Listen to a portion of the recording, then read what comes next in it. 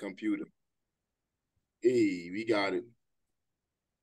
Hey, how y'all doing? How's everybody doing? Everybody good? I guess that means yeah. I'm feeling great. I'm feeling great. I'm Captain African. I'm feeling great. All power to the people. All power. All power. Welcome to the welcome to the new African Black Panther Party Hasan Shakur political education course. Yo, we're in week 7. We're moving by fast this time. Each week, students will be assigned readings and videos to study and will let me see. I can't see this over here. I moved it. I got it. Each week, students will be assigned readings and videos to study and will convene once a week to discuss the material, interpret and break down the core concepts, questions and answers, and to prepare for next week's study materials. Remember that taking notes can be really beneficial, even audio ones, and don't be afraid to ask for help. We're all in this together.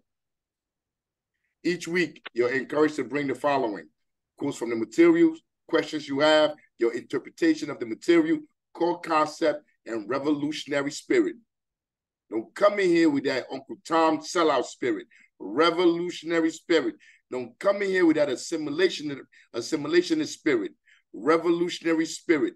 If you're an assimilationist, you're not a revolutionary. If you're with the status quo, you're not a revolutionary. If you believe in voting for the lesser of two evils, you're not a revolutionary. You're an old clown. That's what you are. Comrades, our studies this week will focus on the movie and documentary assigned last week, Panther and Huey.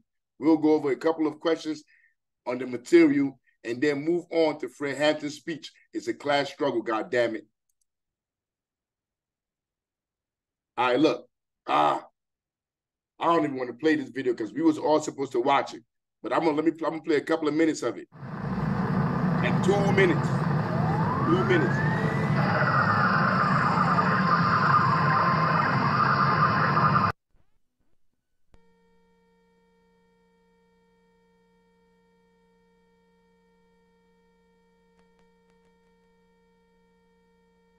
We were supposed to check this out over the week.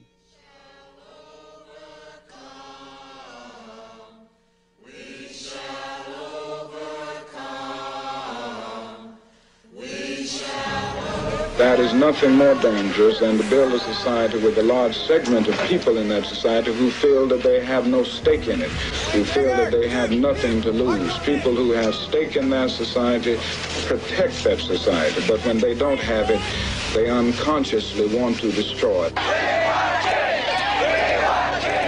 am convinced the most potent weapon available to oppress people as they struggle for freedom and justice is the weapon of nonviolence. We're nonviolent with people who are nonviolent with us.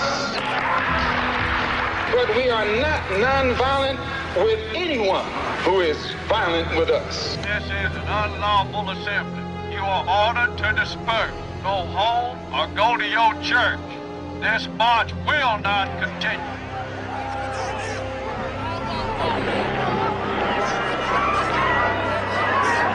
Next week, I shall ask the Congress of the United States to act, to make a commitment it is not fully made in this century to the proposition that race has no place in American life or law. Well, anytime you live in a society supposedly based upon law, and it doesn't enforce its own law because the color of a man's skin happens to be wrong, then I say those people are justified to resort to any means necessary to bring about justice where the government can't give them justice.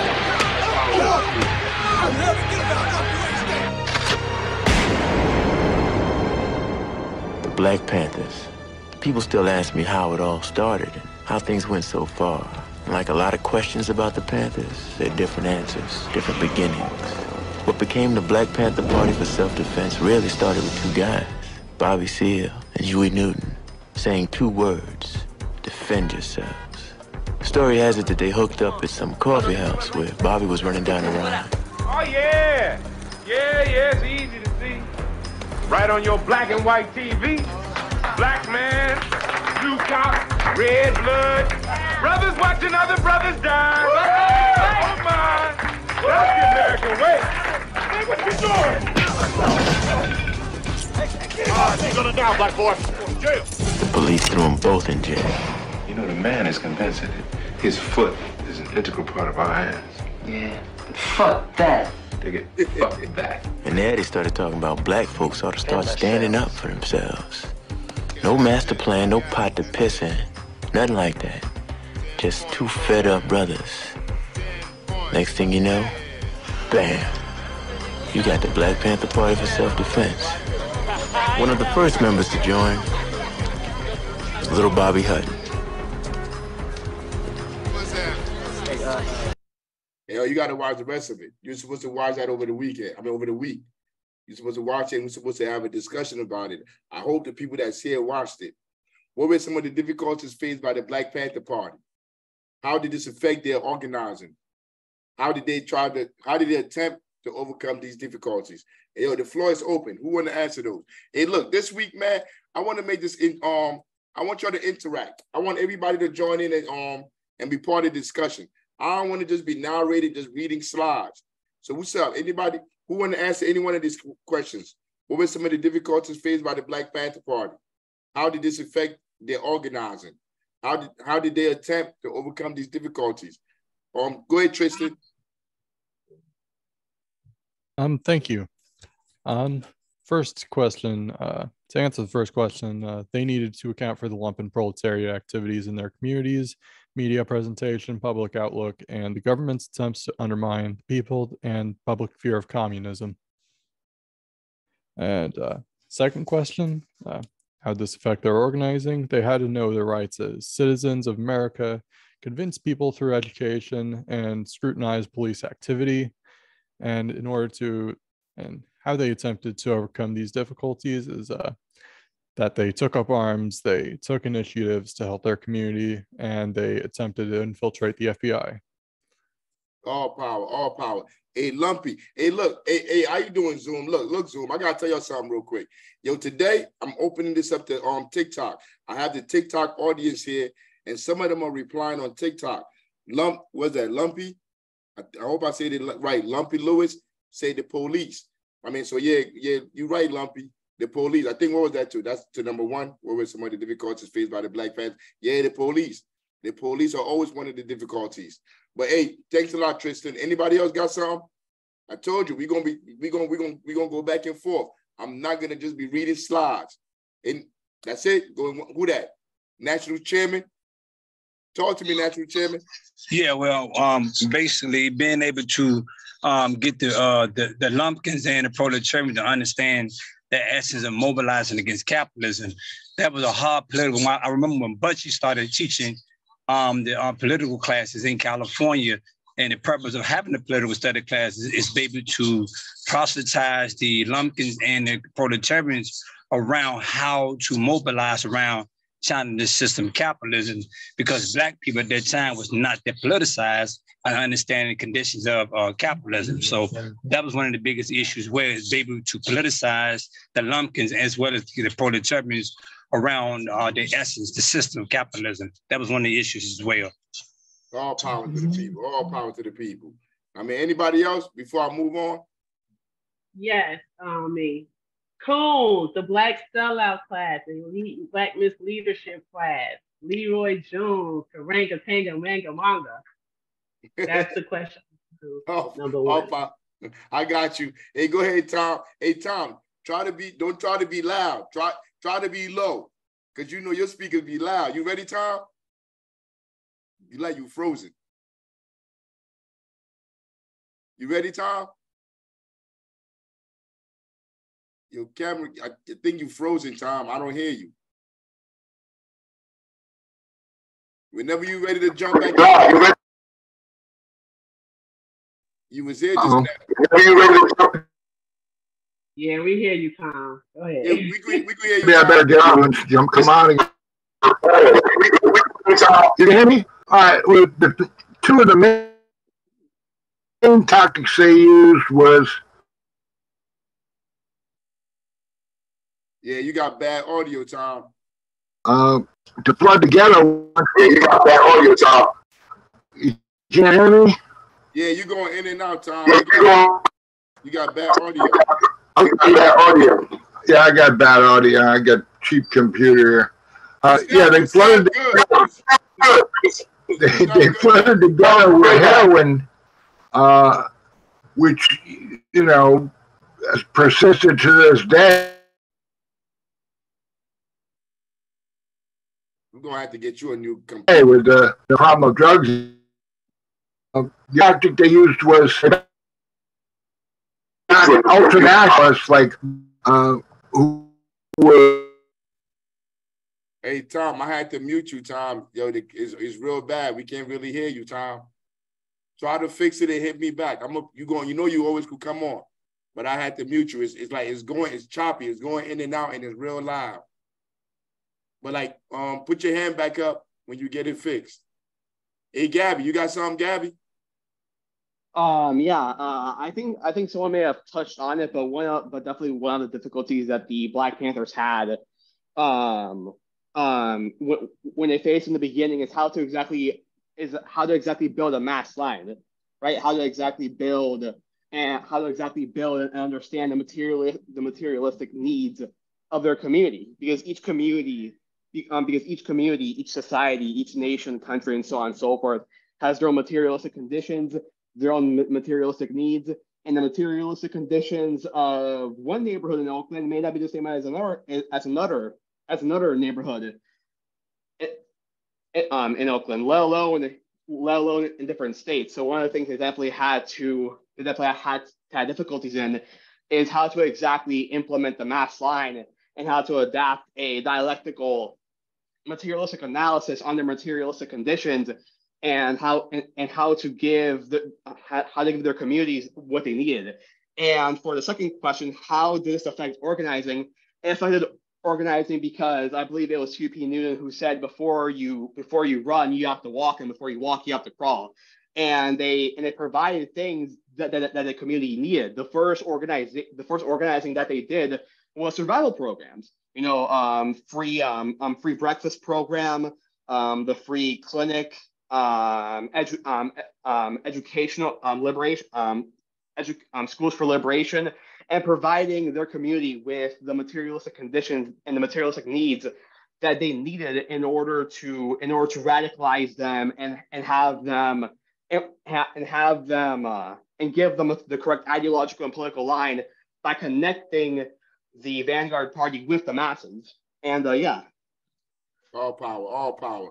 Hey, Robert, you got something, Robert? I ain't trying that first name.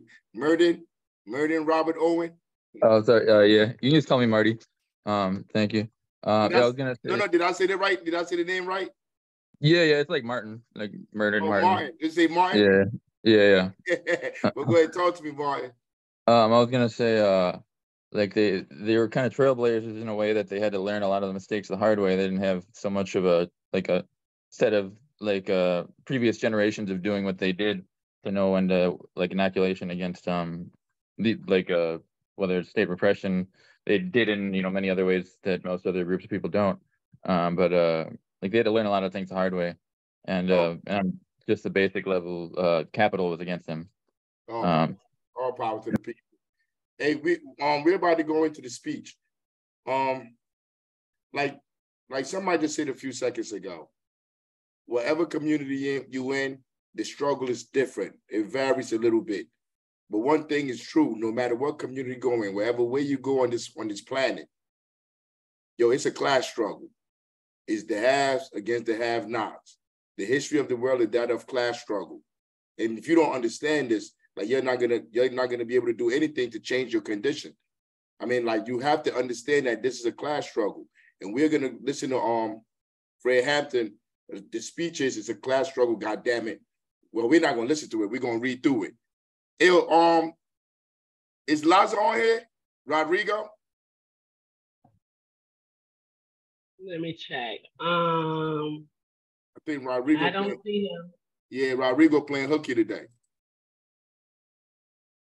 But I'll read. I'm really excited about this speech. I think this is a very impactful speech. I mean, I'll read some of it, and then of course you and the chairman can take part. All power to the people. Let me see. I'm gonna try to start it off because I don't know if I could see the bottom of it. but I'm going to try to start it off. What we're going to try to do is we're going to try to rap and educate. We're glad to try to throw out some more information, and it's going to be hard to do.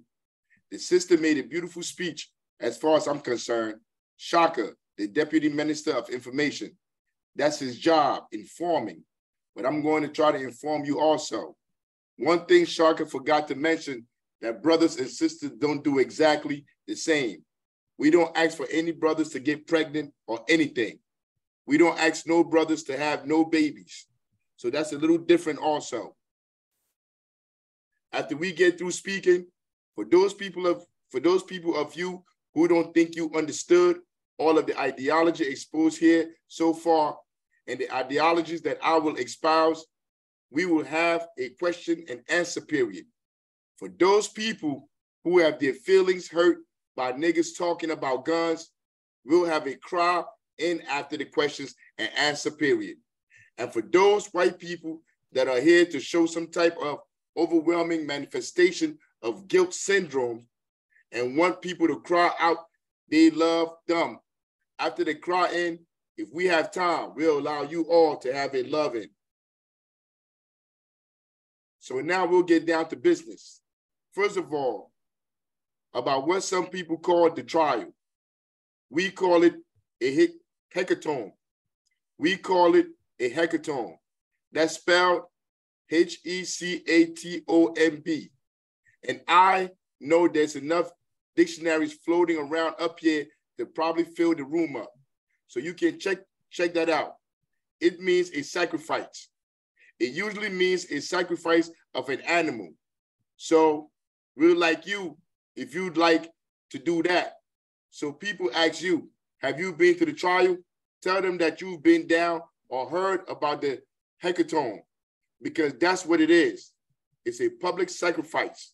It's a situation where they're trying to unjustly, illegally try our, what does that say, Secretary General, Chairman? Go ahead, take it over from here. All right. We look at it as the 1969 manifestation of the Dred Scott decision. We look at Chairman Bobby as being the manifestation of Dred Scott in 1857. And we look at Judge Huffman as being a manifestation of Judge Taney in 1857. Because in 1857, Dred Scott was a Negro, a former slave. He was still a slave because we're slaves who went into court and evidently had some type of misunderstanding about what he was in American society, where he fit in. So he went to the Supreme Court to have Judge Taney answer him and try to clear up some mistaken ideas that he had floating around in his little old head. And Judge Taney did just that. We'll start here. Hold up, Secretary General. No, but he's telling you right here. It's a class struggle, goddammit. He's telling you right from the beginning.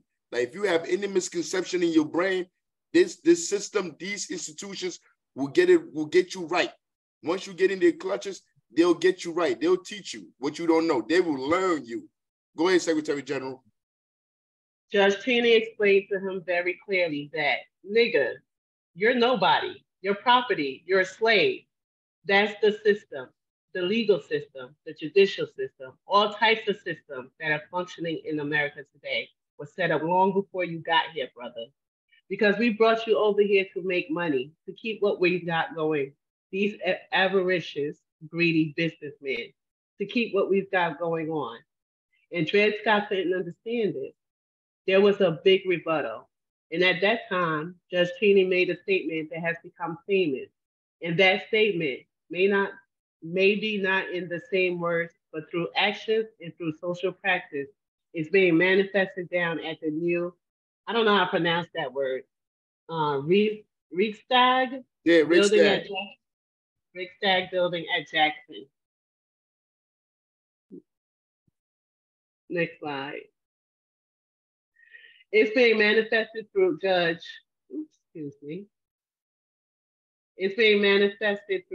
Hoffman by saying the same thing that Judge Taney said in 1857. When he told Dred Scott that, nigga, a black man in America has no right, which a white man is bound to respect. And that's the same thing that Judge Huffman is telling our chairman every day. And we understand, you know, a lot of people have hangups with the party because the party talks about a class struggle. And the people that have those hangups are opportunists and cowards and individualists and everything that's anything but revolutionary. And they use these things as an excuse to justify and to alibi and to bonify their lack of participation. No, there's another line in the real struggle, in the real revolutionary struggle. Yeah, I can see. Yeah. All right. I don't know why I couldn't see that. So they say, well, I can't dig the Panther Party because the Panthers, they are engrossed with dealing with oppressor country radicals or white people or hunkies or what have you. They say these are some of the excuses that I use to negate really why I am not in the struggle. We got a lot of answers for those people. First of all, we say primarily that the priority of this struggle is class, that Marx and Lenin and Che Guevara and Mao Zedong and anybody else that has ever said or knew or practiced anything about revolution always said that revolution is a class struggle. It is one class, the oppressed, those other class, the oppressor. And it's going to be a universal fact. Sorry, my brother. Those that don't admit to that are those that don't want to get involved in the revolution because they know that as long as they're dealing with a race thing, they'll never be involved in a revolution. They can talk about numbers. They can hang you up in many, many ways. But as soon as you start talking about class, then you got to start talking about some guns. And that's what the party had to do. Nah, like exactly what he's talking about. Like you have black people running around here, yo, they'll post video. There's a video right now going all around social media of damn Secretary General. I wish we had that video up here. They were fighting over, like, I don't know if they was on a cruise. I don't know where they was at, but they were fighting. There was black people and white people fighting. Like you see all this black people, the black managerial class, they would actually post all this stuff on their social media pages. But these are the same people that work down in City Hall.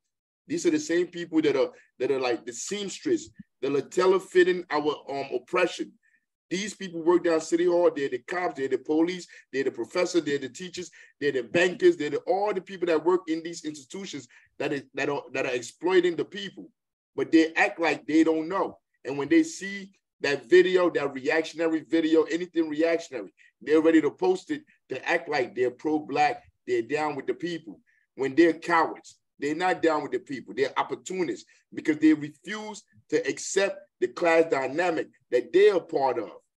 Yo, if you're working in a building, let's say you're working in the office, like the building that we used to live at, that they kicked us out of because we were organizing the tenants to start a tenant association. If you work there and you're in the office and you're helping the landlords, the slumlords, kick people out of their homes, you're a sellout. I don't care if you're Spanish, black, gay, whatever. I don't care what you are, LGBTQ. I don't care what gender pronoun you call yourself.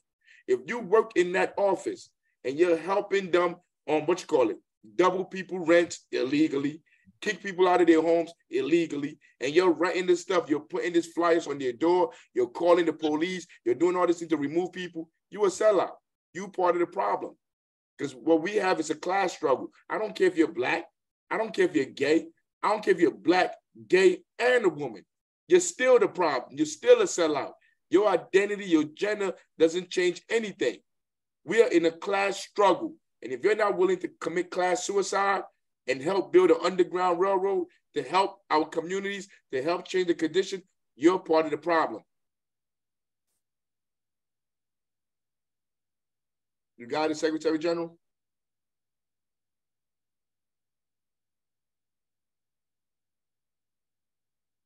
When the party started to talk about class struggle, we found that we had to start talking about some guns. If we never, you got it? Yeah, I didn't know from you. I apologize.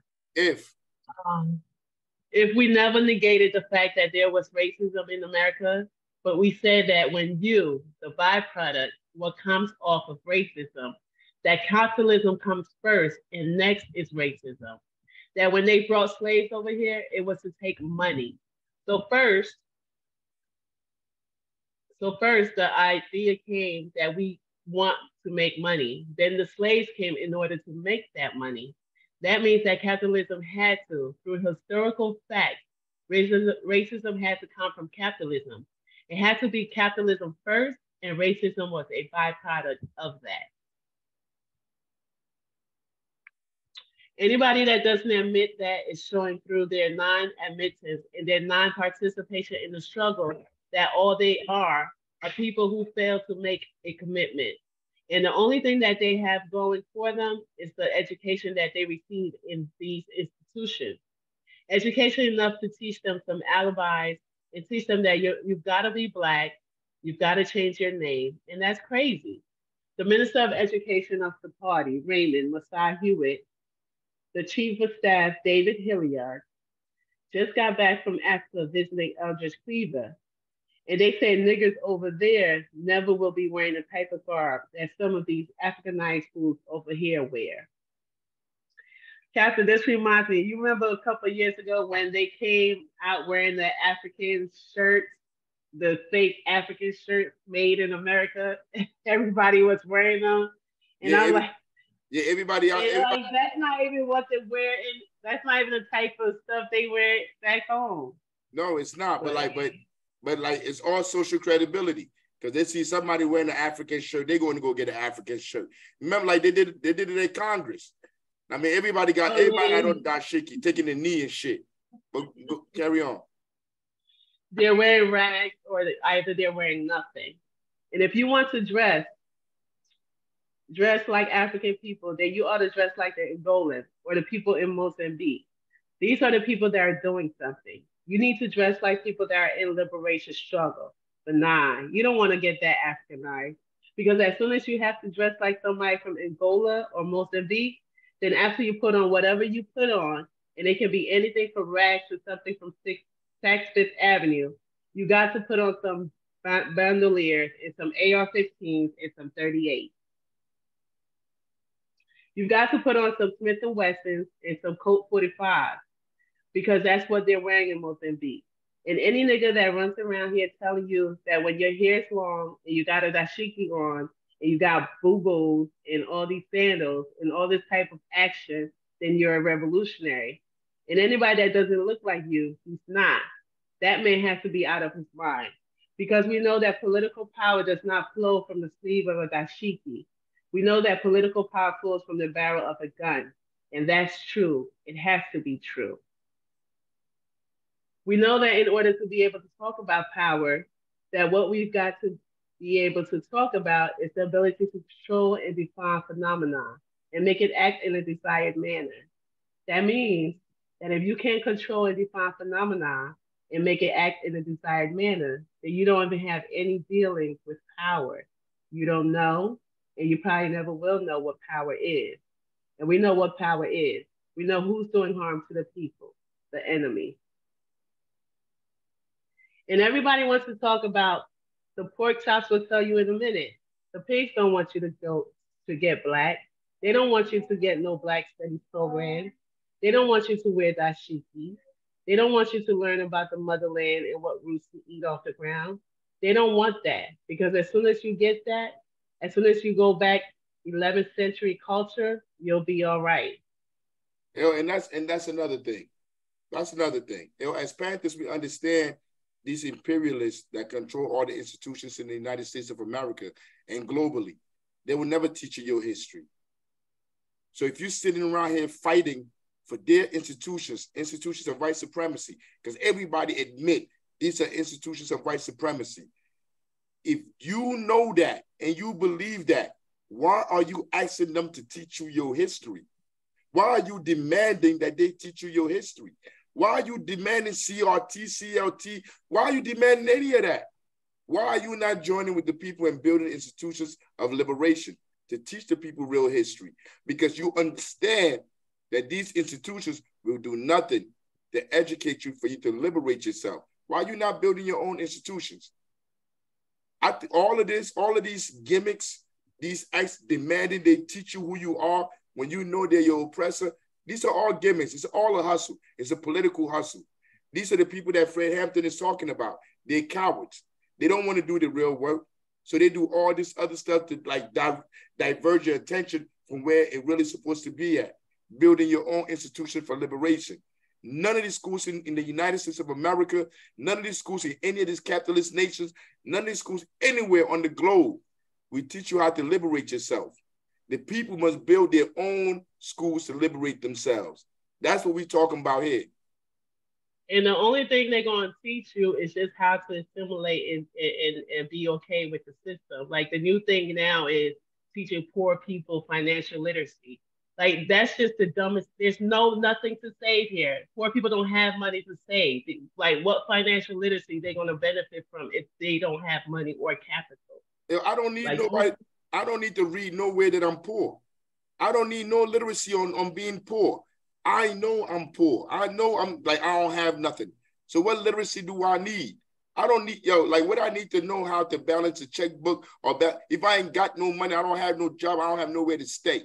What financial literacy do you have? Like, let's say you have all the literacy in the world. You know all this financial literacy, but you ain't got no job. Your job, you making like $14, $15 an hour. You can't even afford rent. Well, how is that helping you do anything? Go ahead, Secretary General. Check the people who went back to the 11th century. Check the people that are wearing dashikis and boo-boos and think that that's going to freedom. Check all these people. Find out where they're located. Find out the address of their office. Write them a letter. Ask them if in the last year how many times their office been attacked. And then write any Black Panther party anywhere in the United States of America, anywhere in Babylon, and ask them how many times the pigs have attacked them. Then when you get your estimation of both of them, then you figure out what the pigs don't like.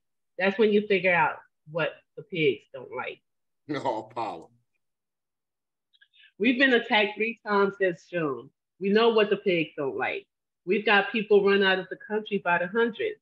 We know what pigs don't like. Our Minister of Defense is in jail. Our chairman is in jail. Our Minister of Information is in exile. Our treasurer, the first member of the party, is dead.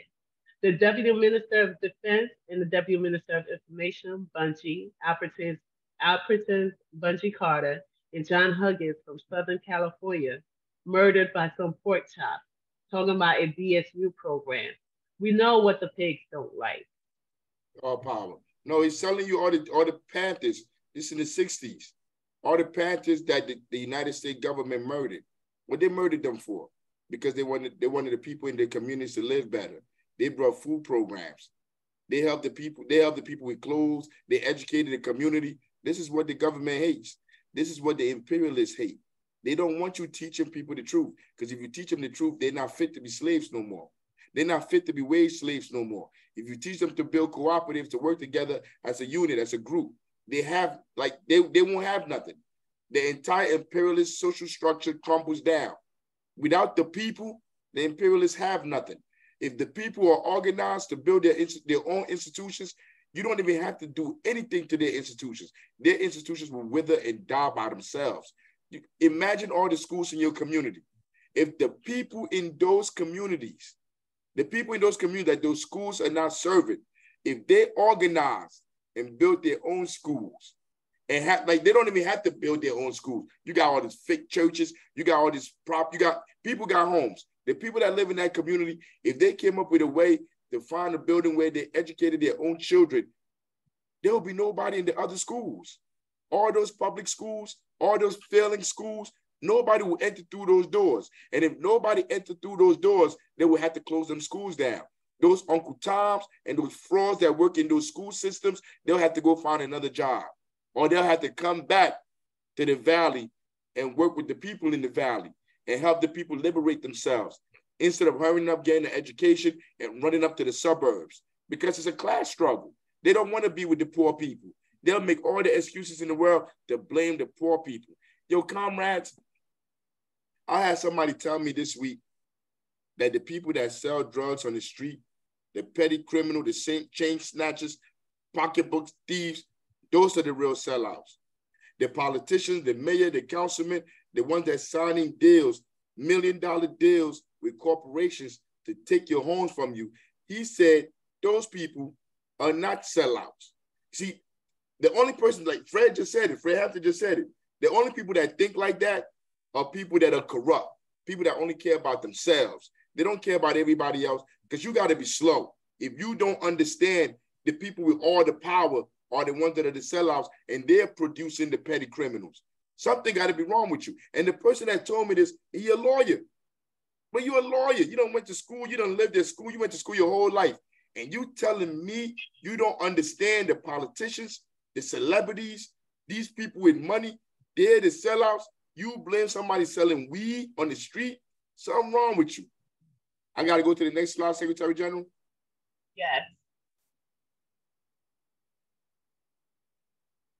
We said nobody would shoot a panther but a pig, because panthers don't pose a threat to anybody but pigs.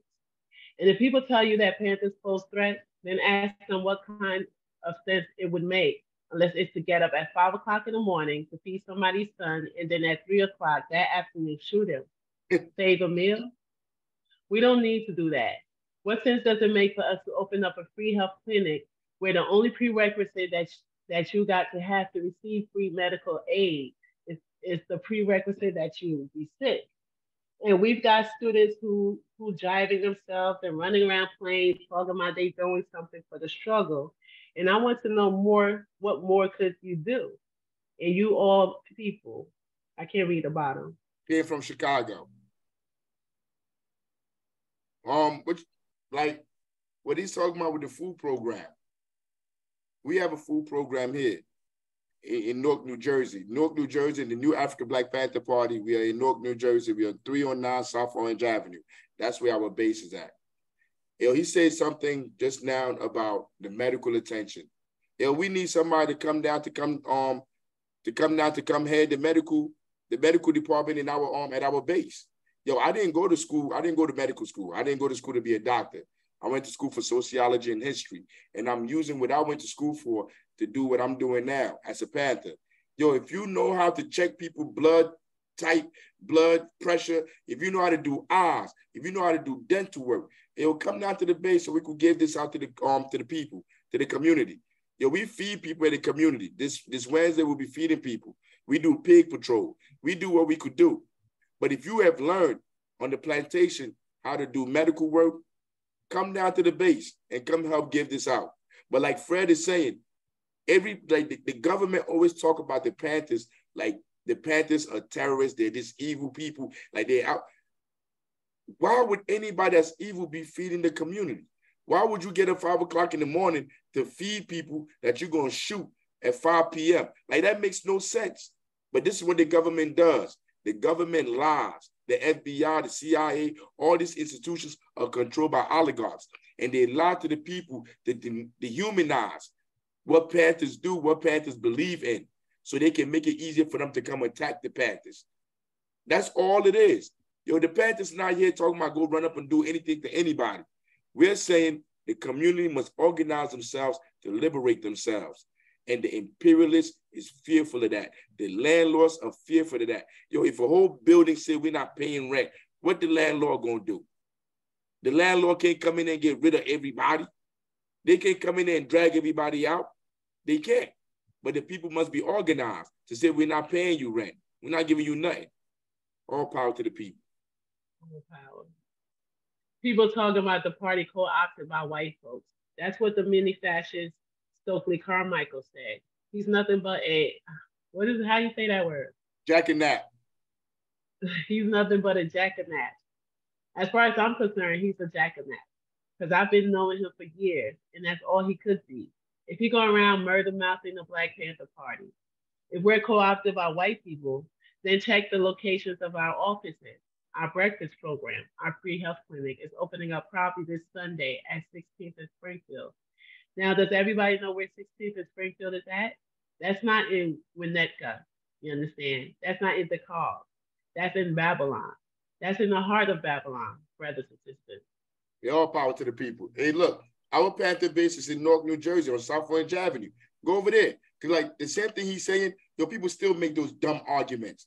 Like when I'm on social media, Facebook, somebody will come on there, some reactionary clown will come on there and write on there, like, you're brainwashed by all those white liberals, white this, white that, because they're still stuck, not even stuck. they're using race as an excuse for them to not accept that our reality is a class struggle. That the class struggle is, I'm gonna say it here, the class struggle is even more violent than the race struggle. Because the Black people that are in a different class will look at you and they will watch you go to prison. They will watch the imperialists take your homes. They will watch the police shoot you in the back and they will say nothing. And somebody else, a white person that watches that and they understand the racial dynamic and they know they're doing it for their own selfish needs, whatever. I can understand that. But a black person that has family that's going through the same condition and they sit back and they become part of the oppression, that's worse to me. I don't care what you say. That's 10 times worse to me. That's like my own brother stabbing me in the back. A stranger could stab me in the back.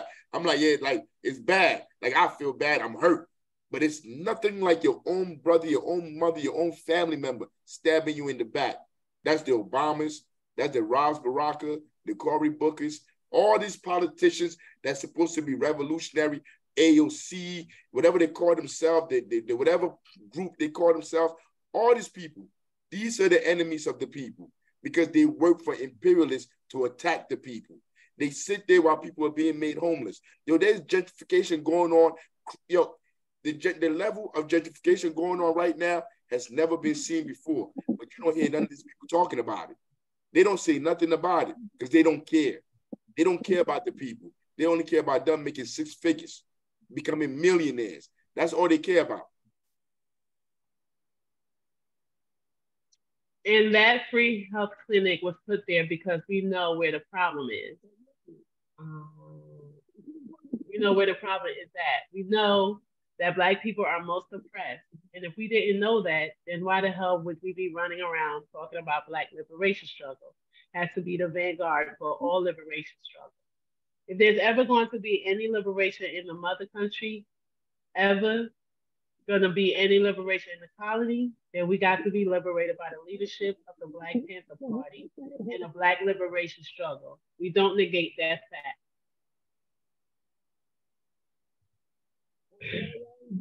We're not hung up in anybody's not a Panther. We don't want to get you thinking that because we can dig Everett. We can dig him, but we can't dig Ron Karenga and Leroy Jones. We can't dig that. We can't see any social practice on the part of them brothers. We know that they both have names longer than my arm, and both of them are supposed to be so intelligent and so smart, and that's the problem right now. We're talking about destroying the system, and they have hangups doing that because they're constantly buying property within the system, and it's kind of hard to burn up on Tuesday what you bought last Monday. All power to the people. A Secretary General. Yeah. Like people don't understand who Leroy Jones is. Leroy Jones is the father of Ross Baraka. Ross, that's before he changed his name to Amiri Baraka. What year was this speech? Do you remember, Secretary General? No, 1960 something. I don't know. Anybody in the chat know? I think it was 71. 79? I think it was 1971. 1971. This speech was given in 1971. Yeah, you got to mute your mic, Tom. You got it. There we go. Thanks, Tom. But this speech was given in 1971. We're in 2023. Look what he said. He said the people that's what he said. Where is it at? The people that's buying homes. I'm trying to see. Yeah, so they're constantly buying property within the system. It's the last one line. Last sentence. Yeah, like they're not gonna burn up the houses that they bought on Monday, on Tuesday. Like I said, Leroy Jones is Amiri Baraka. That's Ross Baraka's father. Ross Baraka is the mayor of Newark, New Jersey right now. When you listen to him, he's supposed to be a poet. He writes poetry about Black liberation and all of this, but he's the mayor. In 71, when Fred Hampton was talking about Leroy Jones' father, he called Leroy Jones a fraud, a fake. He's saying all these people are frauds. So we could look from 1971 to 2023. Yo, we have all that time to investigate, to study, and see if Fred was right about Leroy Jones. What did Leroy Jones produce? Ras Baraka. Ras Baraka has put more people in the streets than any other administration in the city of Newark, New Jersey. He has made more people poor than any other administration in the history of Newark, New Jersey. But this dude spews liberation like he went to man, yo, I don't even know how to describe it, how evil what he does is. And then he has all these fake activist groups in the city going around trying to convince the people that these people, that he's a revolutionary. You have what they call this group? They got the street team, they got the NCST, they got the anti-violence, they got the anti-violence coalition. All these coalitions that are snitching to the police, COINTELPRO organizations, because they don't work for the people. If you're getting a check from the federal government, if you're getting a check from the mayor, you're not an activist. You're not on the ground working for the people. You a fraud. I don't care if you're a Black Panther, because they got fake Panthers. Yo, they have fake Black Panthers that's in the administration. They walk around with the whole black getup on, like they doing something. You're a fraud. You're a fraud. You should be ashamed of yourself. And I be thinking, like, how come these Panther organizations don't hold these people accountable for what they're doing in the community? Yo, when the mayor that's kicking people out of their homes, that's signing deals with landlords to remove the residents in the city, there are Black Panthers out here rolling with them. They got, what's his name, Bashir Akinyele. He's supposed to be an activist out here. He always talking at a Baragani BS. He's one of them. He will hotep you to death, but he running around with these people, exploiting the residents of Newark. He's been working in Newark public school system, I think, my whole life. And the school system has gotten worse and worse and worse under his watch. He's been there. But he goes to all the meetings. He support all the things that they do in the school system because he makes money. Yo, I won't be surprised if that boy making 6 figures right now just off education because he's been teaching for like 18 years. And once you've been in this game that long, your paycheck keep going up. Your money keep going up. So these people work in these institutions, exploiting our communities, making our children dumb, conditioning our children for imperialists. And they walk around like they're revolutionaries. What's the other guy's name, man? The light-skinned one. He be with Larry Ham.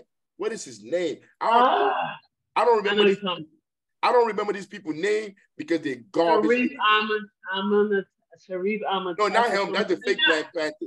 I'm talking about the other dude, man. He's a light-skinned dude. He had on the cap. Hassan Farad? Who? No. Hassan Farad. He's a writer. He's a so-called writer. Yeah, but you understand out there what I'm talking about. If you ain't know, you know these people. These people are all savages. These people are traitors. These are the people that Fred is talking about. But do I need to go to another slide or are you on this slide? Yeah, you gotta go to the next one. Because they're a bunch of unrepentant capitalists. They'll never repent and they know better. We try to make excuses for them. Maybe they'll have to go through stages for it. No, that's not it. Because they're much older than we are. I'm 21. We're all young. So those stages, they done went through them. Ron Karenga has more degrees than a thermometer. That's right. He has more degrees than a thermometer, and he continues to do what he's doing. And how do they fool you? Because they pick the leaders they want and put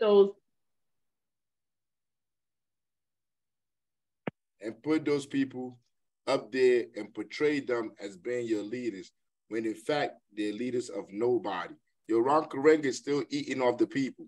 He's still working at one of these universities, these state universities, collecting a paycheck, conditioning people. Yo, these people in all these years, this was 71. He was talking about Karenga. In 1971, yo, we're in 2023. Yo, Karenga has built no institutions.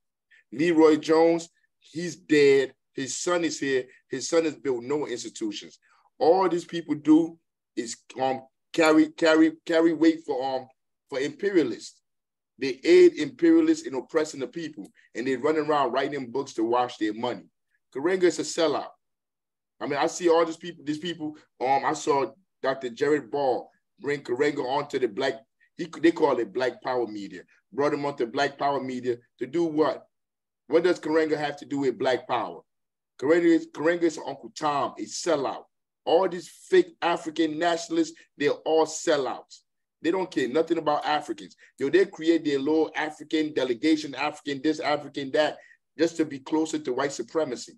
Nothing they're doing has anything to do with Africa or the African people. We're gonna talk about Africa in a little bit. But I'm ready for the next slide. Yeah. We call them oppressed apologists because after something's happened, all they can do is apologize for it. Look in the papers. Now they're drawing pictures of the chairman chained and gagged. Don't you know that if the news media, the established press, had moved before this, that they could have stopped this rising tide of fascism years ago? But they endorsed, they joined, they supported what fascists were doing at the time.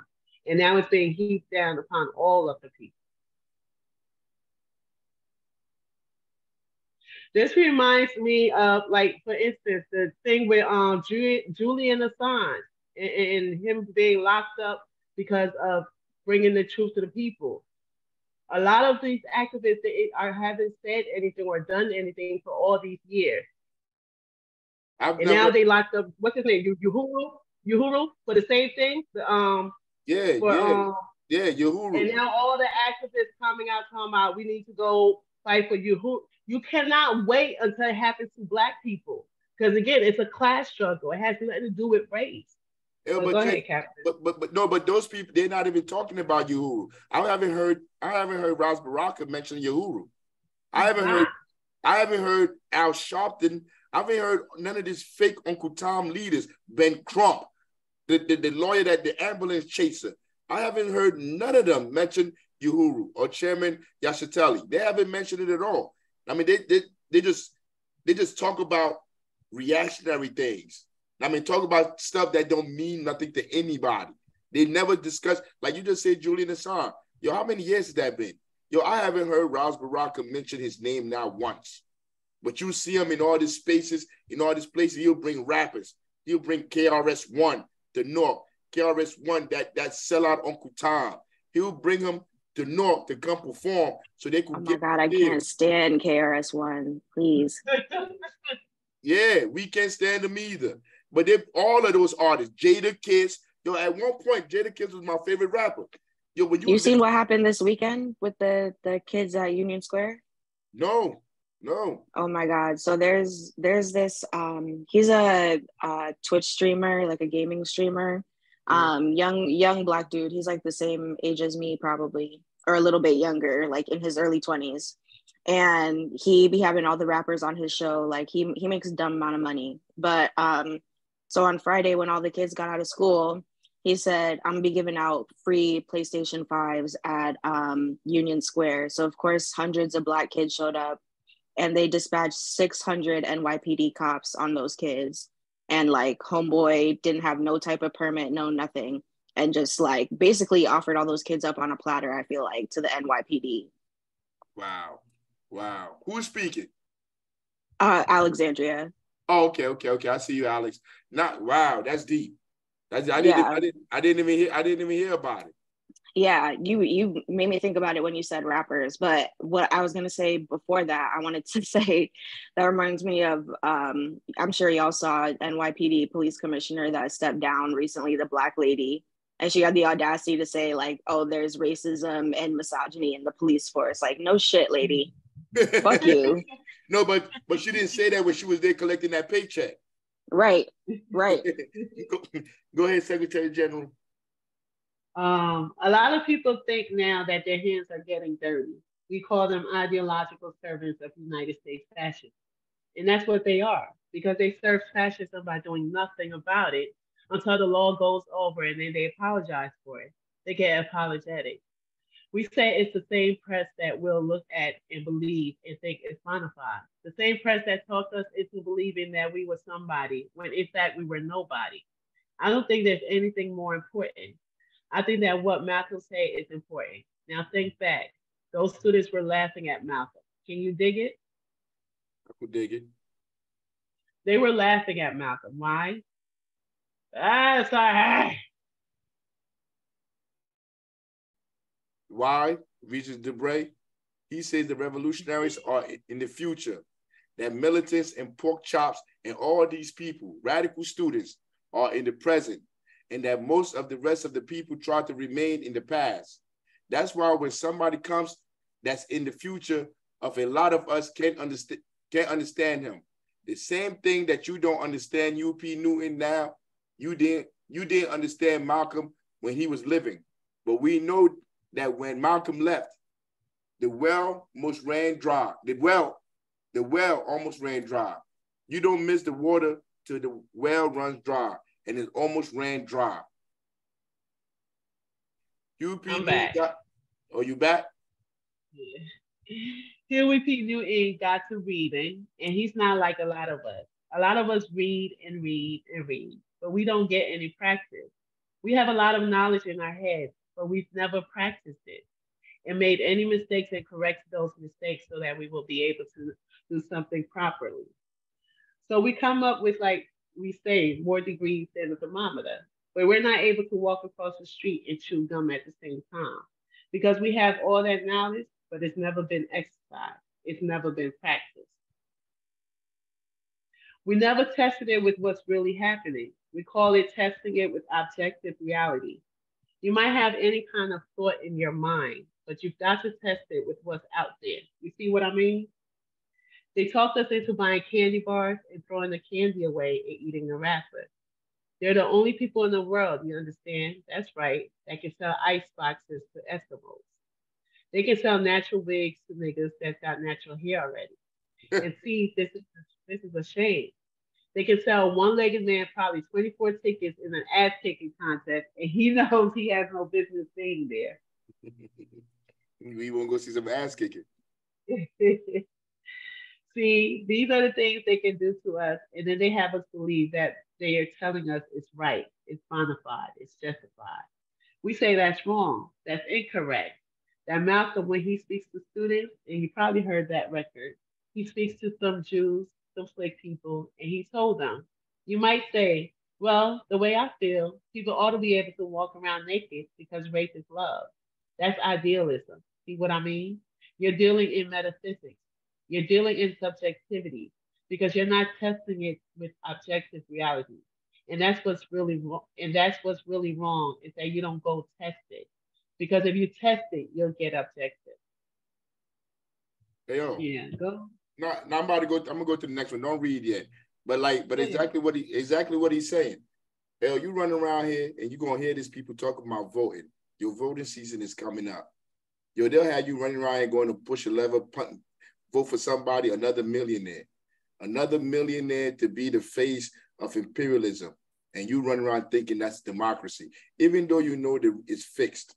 Even though you know you need money to run for office, you know the imperialists pay for the politicians. You know the whole system is rigged. You know the media is rigged. You watch them do it to Bernie Sanders. You watch them do this to everybody else. But your goofy behind is going to go in there and say, I'm voting for the lesser of two evils. Even though you know evil is evil. You're weird. Real talk. That's what he's talking about. You are weird. What are you doing going to go vote for these people? I know they got you conditioned, but like think for a second. Step back for a second and put that stuff into practice. What sense does Angela Davis. You say what? Said Angela Davis endorsing Kamala and Joe Biden. Yeah, Angela Davis. And now they got Cornel West. Cornel West is giving you everything. Cornel West said he's going to do everything. He's going to give you reparations. Cornel West is going to give you reparations. We going to Mars. Cornel West is going to free every political prisoner. Cornel West is the only place you can go after Obama. That's the only place you could go. Somebody that promises all these things that we wanted Obama to do. We hoped Obama would do one of them. Man, Cornel is telling you he's going to do everything. Whatever you tell Cornel, yup, I'm going to do it. He has no idea how he's going to do any of it. But he's going to tell you, when you listen to him speak, he's going to tell you he's going to love people to death. He's going to sing the blues. He's going to do all of this goofy stuff, John Coltrane. He's going to do all of this stuff. Not once telling you how he's going in with the Green Party, how he gonna get the Democrats and the Republicans to pass bills for him. He ain't gonna tell you none of that. Because like when he goes in there, he try to do executive order, they're gonna impeach him and get him out of there. Both parties gonna get rid of him. They both gonna give him the boot. But he's not gonna tell you that. He's gonna tell you, I'm gonna go in the system because I'm gonna dismantle the system. Yo, he's supposed to be such an intellectual. Why would he say something goofy like that? You're gonna go inside the system to dismantle the system that's been here for hundreds of years. How you gonna do it, Cornell? How, Cornell? He said, I'm gonna bring all the troops back. Yo, this dude is weird. Cornell, you're gonna go all around the world and bring all them troops back. How you gonna do it, Cornell? I mean, but we all fall for the banana in the tailpipe. We all go out, we all say like we going to vote. You're weird. If you go vote, if you participate in the electoral process, you are weird because it's all around you that it doesn't work, that it's a lie. We all know. I don't care who you are. We all know that politics is a scam, that the politicians don't care about nobody. Who don't know that? Am I on the next slide or this one? No, this one. Okay, because as soon as you walk out there, a whole lot of objective reality will vamp down upon your ass and rape you of whatever you have. So whenever this happens, this is when people get a whole lot of mistaken ideas. That's why a lot of you can't understand and can agree with a lot of what we said. You've never tried it. You don't know whether people relate to the breakfast program because you've never fed anybody. You don't know anything about free health clinics because you never asked anybody. You don't know anything about the good that a gun does you because you never tried one. And I want to say something about that because a lot of people always, because the work we do here in Newark, it's only a few of us that's doing it, but a lot of people like to give us a lot of feedback about why don't we do this, why don't we do that, or this isn't working, you need to do this, and you need to, and then we ask them, why can't you, come join us, help us? Oh, too busy. Come to the political education. Oh, I don't have, like, I'm all for feedback, but if you're not helping the community, keep that crap to yourself. Because, all power to the people. We say that if you was born and if you said you didn't like pears and you never tasted pears, you'd have to be a liar. You don't know whether you like pears, but you can't claim that you don't like pears. The only way that anybody can tell you the taste of a pear is if he himself has tasted it. That's the only way. That's the objective reality. That's what the Black Panther Party deals with. We're not metaphysicians. We're not idealists. We're dialectal materialists, and we deal with the reality. We deal with what reality is, whether we like it or not. Metaphysicians. Those are people that believe in religion. I don't care what religion you believe. You're Muslim, you're Catholic, you this, you Hindu, you whatever. That's what metaphysicians mean. We're not idealists. People that just hope, that just wish stuff will happen. I mean, we're none of that. We use science to dictate our reality. We follow science. So we say we live in a social construct that's controlled by imperialists. They control all the institutions. So what do? You build your own institutions. You do not continue to participate with their institutions, like give credibility to their institutions, because their institutions will do nothing for you. What are institutions? This is like the first class we broke down what institutions are. But institutions are like things like school, the police department, the economic, Wall Street, all this. They have different institutions in the society that control how people move. So, you say what? All right. Yeah, but if those institutions are not working for you, as Panthers, we understand we build dual contending powers. We build our own institutions to educate our people, to feed our people, to clothe our people. We could do it. It's not like it's impossible. Yeah, it's hard because liberation is not easy, but we can organize each other, come together, pool our resources, and build our own. That's what we do when we feed people every Wednesday, when we clothing people, when we doing pig patrol. We're doing it as a community. Carry on, Secretary. Okay. We say that if you was born and if you, no, we're on the next slide. Yeah.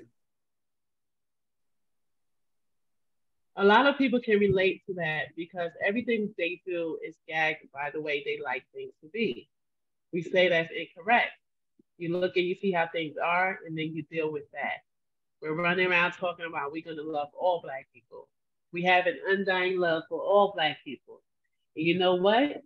That if Malcolm came back, he'll walk past 1,000,000 Klansmen to get to Stokely and whoop his motherfucking ass. Because Malcolm was standing right like this in a room where white people weren't even allowed. You hear me? They wouldn't allow no white people in there. But Malcolm's dead. Now what happened? What's that fool's name? James Whitmore? Did he do his little skin? Hey, yo, that sounds just like Cornell. He love everybody. Everybody's his brother, you big dummy. Go ahead. Because they had names like 37X, 15X, Blacker Than Black, and they were able to sneak in because of this ignorant bullshit number 9 that these maniacs are trying to whoop on us. We're going to love all black people because every Negro is a potential black man. The man that testified against Chairman Bobby in the conspiracy trial down in Chicago was a black man. The man that has Chairman Bobby on the murder trial in Connecticut is a black man. The man who murdered Malcolm X is a black man. The judge that denied Eldridge Cleaver bond after a white man had granted him bond, a nigga who investigated on his own and said, nigga, I don't think you ought to be on the street, was a black man. Thurgood Marshall. I don't know, I can't see the end, but I know he said Thurgood, no good Marshall. That the NAACP put in. Thurgood Marshall, NAACP, that Uncle Tom organization has been around forever. They have been around forever, exploiting our people forever. They're still here. They're still here in Newark. They got this chick, Leah Owens, man. Leah Owens, I thought she was about to be about something. She run around with the NAACP, doing all this, what they call them? The managerial class, the managerial black folks. Yeah, that's what they're running around with, celebrating dead sellouts. This is what she's doing in the community. I'm disgusted by her. Real talk. I thought she had potential, but she was one of them people that was screaming that black power, just so she could get ahead. Let me move to the next one. That's one of the things about sitting in and dying in and waiting in and crying, guys. If Thurgood Marshall hadn't been there, then Eldridge Cleaver would probably still be here with the people. He's a nigger, a bootlicker, a tonto, a jackanet. You understand? Going. I don't think you should be on the street. And we're running around letting niggas tell us we got to love all black people. You heard about the conspiracy trial on the West Side that they were able to win with Doug Andrews and Fat Crawford when they had the big burn on the West Side in the Martin Luther King riot? Ask them, brothers, what's wrong with you, brothers and sisters? Ask them, was that a white man? No. Yo, like I told you, I'm telling you, these sellouts are more dangerous than any white supremacist, KKK, whatever. Like you just showed the last slide. Everybody that killed all those black leaders that testified, we're all black people. They're black people. So how you gonna sit here and tell me just because somebody's black, it doesn't matter what class they're in? Yo, oh my goodness. Yo, somebody really told me that. Yo, somebody, like, dude worked down at City Hall. He worked for the city. So I'm telling him like he Uncle Tom, because he worked down at City Hall, he getting a check from the federal government. He gonna look at me and ask me, don't I feel sorry for him? Don't I feel sorry that he gotta work in there? I'm like, why would I feel sorry for you? You make 6 figures. You make 6 figures while everybody else is out here starving. And you making 6 figures to throw people out of their homes. And you want me to feel sorry for you? I'm like, you should be disgusted in yourself. I'm like, that's why I call you a sellout. See, because when I called him a sellout, and I called his wife a sellout, I'm like, that your woman is sellout too. He got all mad. He put his checks out and he was going to do something. I'm like, what you mad at? You get a check from the United States government. It's signed right there. It's a United States government. And you're doing nothing for the people, but pushing them into a system that you know is going to kill them. And you look at me and you want me to feel sorry for you? You out your rabbit ass mind. I think I'll go to the next one, right? Yes. Because Doug and them, they criticize us for our liberal stand. They call it liberal. So they let nobody in their hood but black people. But they didn't know. Anybody ever hear about Gloves on the south side of Chicago? He's not white. Glove Davis was later on one of the Chicago policemen that participated in Fred's assassination. Did you think that Buckney was white? Buckley, who's taking all of our brothers and all of our little sisters and Hey, all of your little... hold on. Oh. Yo, we reading about Fred Hampton. This is Fred Hampton giving this speech. And Fred Hampton called out Glove Davis because he knew he was a spy, he was a sellout, he was an op. He talked about Glove Davis. And right there in the parentheses, Glove Davis was later on one of the Chicago policemen that participated in Fred's assassination. Think about that. Think about that for a minute. Yo, Fred is talking about him in this speech that we read it in 2023, telling us what we need to do in our community to liberate ourselves. And he called out one of his murderers. And he was Black. It's a class struggle, goddammit. Because of money, Glove Davis sold his soul. Because of money. And he's calling him out from the grave. I wonder if Glove Davis is still alive. Yo, somebody Google up and look and see if Glove Davis is still alive. Word up, because I want to go on the social media page and call him my Uncle Tom. Wherever he at, if he around me somewhere, I will ring his doorbell and call him my Uncle Tom and tell everybody around it that he a sellout, that he shouldn't be allowed to, well, if he ain't got no teeth, nobody should be feeding him nothing. He deserves to die like the coward dog he is. Go ahead, carry on, Secretary. All power. Did you think Buckley was white? Buckley, who's taking all of your brothers and all of your little sisters and all of your little cousins and nephews, and he's going to continue to take them. And if you don't do anything, he's going to take your sons and your daughters. Even took our comrade. And a lot of niggas is going to school now trying to make a name. We don't hear nobody running around talking about I'm Benedict Arnold III, because Benedict Arnold's children don't want to talk about his children. You hear people talking about they might be Patrick Henry's children. People that stood up and said, give me liberty or give me death. Or Paul Revere's cousin. Paul Revere said, get your guns. The British are coming. The British were the police. Huey said, get your guns. The pigs are coming. Same thing. There'll be a lot of mutants running around. A lot of your kids will be calling themselves Huey P. Newton III. They won't be calling themselves Ooga Booga or Karanga Karanga or Mama Llama Karanga. None of that shit. They won't be calling themselves that. You see, I asked the pigs in California. Ask them. You see that? Hand me one of them posters, brother. The one right there. Now, if you think I'm lying, look at this. Take a look at this. Now, all you sisters here, tell me what looks better. A nigga running around in a robe and a staff coat looking like Moses, or these bad? These are the baddest looking. You might say you're being so chauvinistic, organizational chauvinistic, you might call it. You might call me wrapped up in the party's own ego, but I'm wrapped up in truth. And I think the sister can verify that these are the baddest. These are the movie stars for Babylon. God damn it. Huh? Fuck John. Yeah, read the last line. I said, huh? Fuck John Wayne and all these other shit. That's what he said. All right. But you see, if you look at that, that's what we look good in. We don't care if niggas wear dashikis. You understand? That's not going to mean anything in the long run. I'm sorry. Go ahead, Captain. I'm fucked up. That's not going to mean anything in the final analysis. But we're saying that you need some tools. You ever had the occasion to have a doctor come to your house or a plumber comes to your house? Suppose a plumber came to your house. He opened up his bag and he had a stethoscope and a thermometers and hypodermic needles and syringes. You say you come to fix the plumbing, brother, you got the wrong tools. Something suspicious is going on because you don't even have the proper tools. Ain't that right? Suppose somebody come to deliver your baby and he had plumber's tools. I know you sisters would scream bloody murder. No, but you say this is not right, brother. We can't have this. You got to, you understand? You got to come a little easier. You got to show me something better.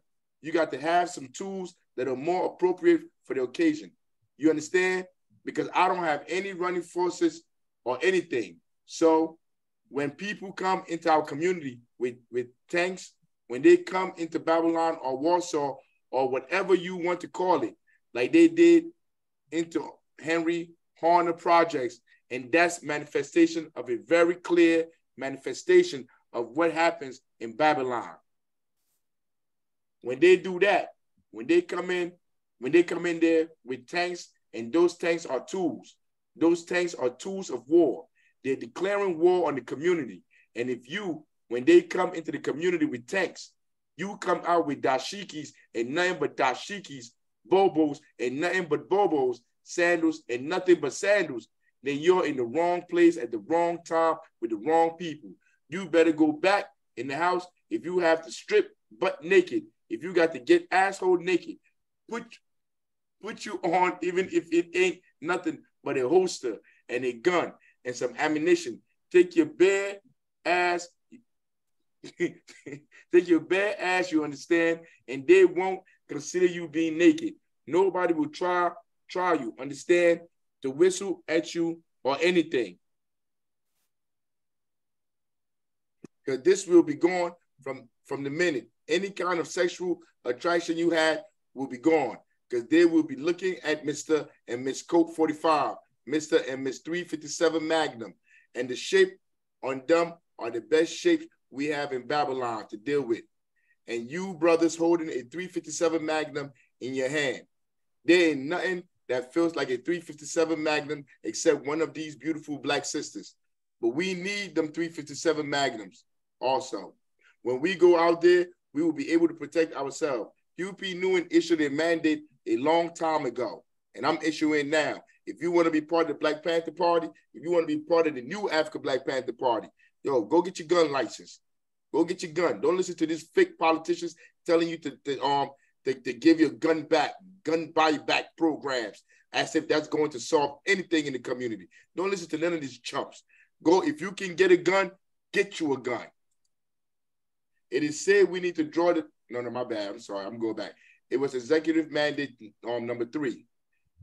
It said we need to draw the line of demarcation. And when pigs move on our cribs, we have to protect our crib with gun force. Pigs don't move on Panther cribs. When they move on Panther cribs, they make sure the Panthers are out of town.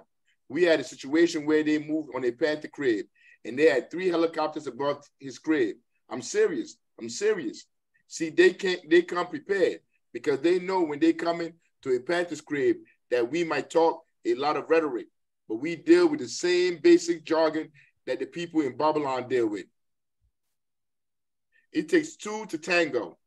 It takes 2 to tango, motherfucker. As soon as you kick that door down, I have to kick it back to you. We don't lock our doors. We just get us some good guns and leave them motherfuckers open. And when people come in there, we put something on them that will make them go to the hardware. Buy a lock, come back, pull the door closed, lock it, and stay their ass outside. So he's saying like they're gonna go buy their own locks, come put the locks in, and so they could stay the fuck outside. That's deep. We're gonna move as quickly as possible, as possibly can, for the people with the questions and answers, and the people with the guilt syndrome, and the people that have been embarrassed and shamed and disgraced. And we've talked about their leader like Leroy Jones, Malama Karenga, like he couldn't stand Leroy. Real talk, man. This is 1971. Yo, me growing up in Newark. You see, I didn't hear about Leroy Jones or Amiri Baraka. Yo, like as you grow up, they don't teach you nothing in the school. They don't teach you about the so-called the fake revolutionary, the real revolution. They really don't teach you nothing. So I didn't know about Ras Baraka till I was in prison, like in my 20s. When I was in prison, that's when I saw the Newark rebellion, the Newark riots, and they had Ras Baraka on there. He getting hit upside the head by the pigs or something. And that's when I started learning about him. And then when I came out of prison, I started knowing more about him, and I started reading and finding out more about him, about his family and stuff. But I didn't know about none of these people.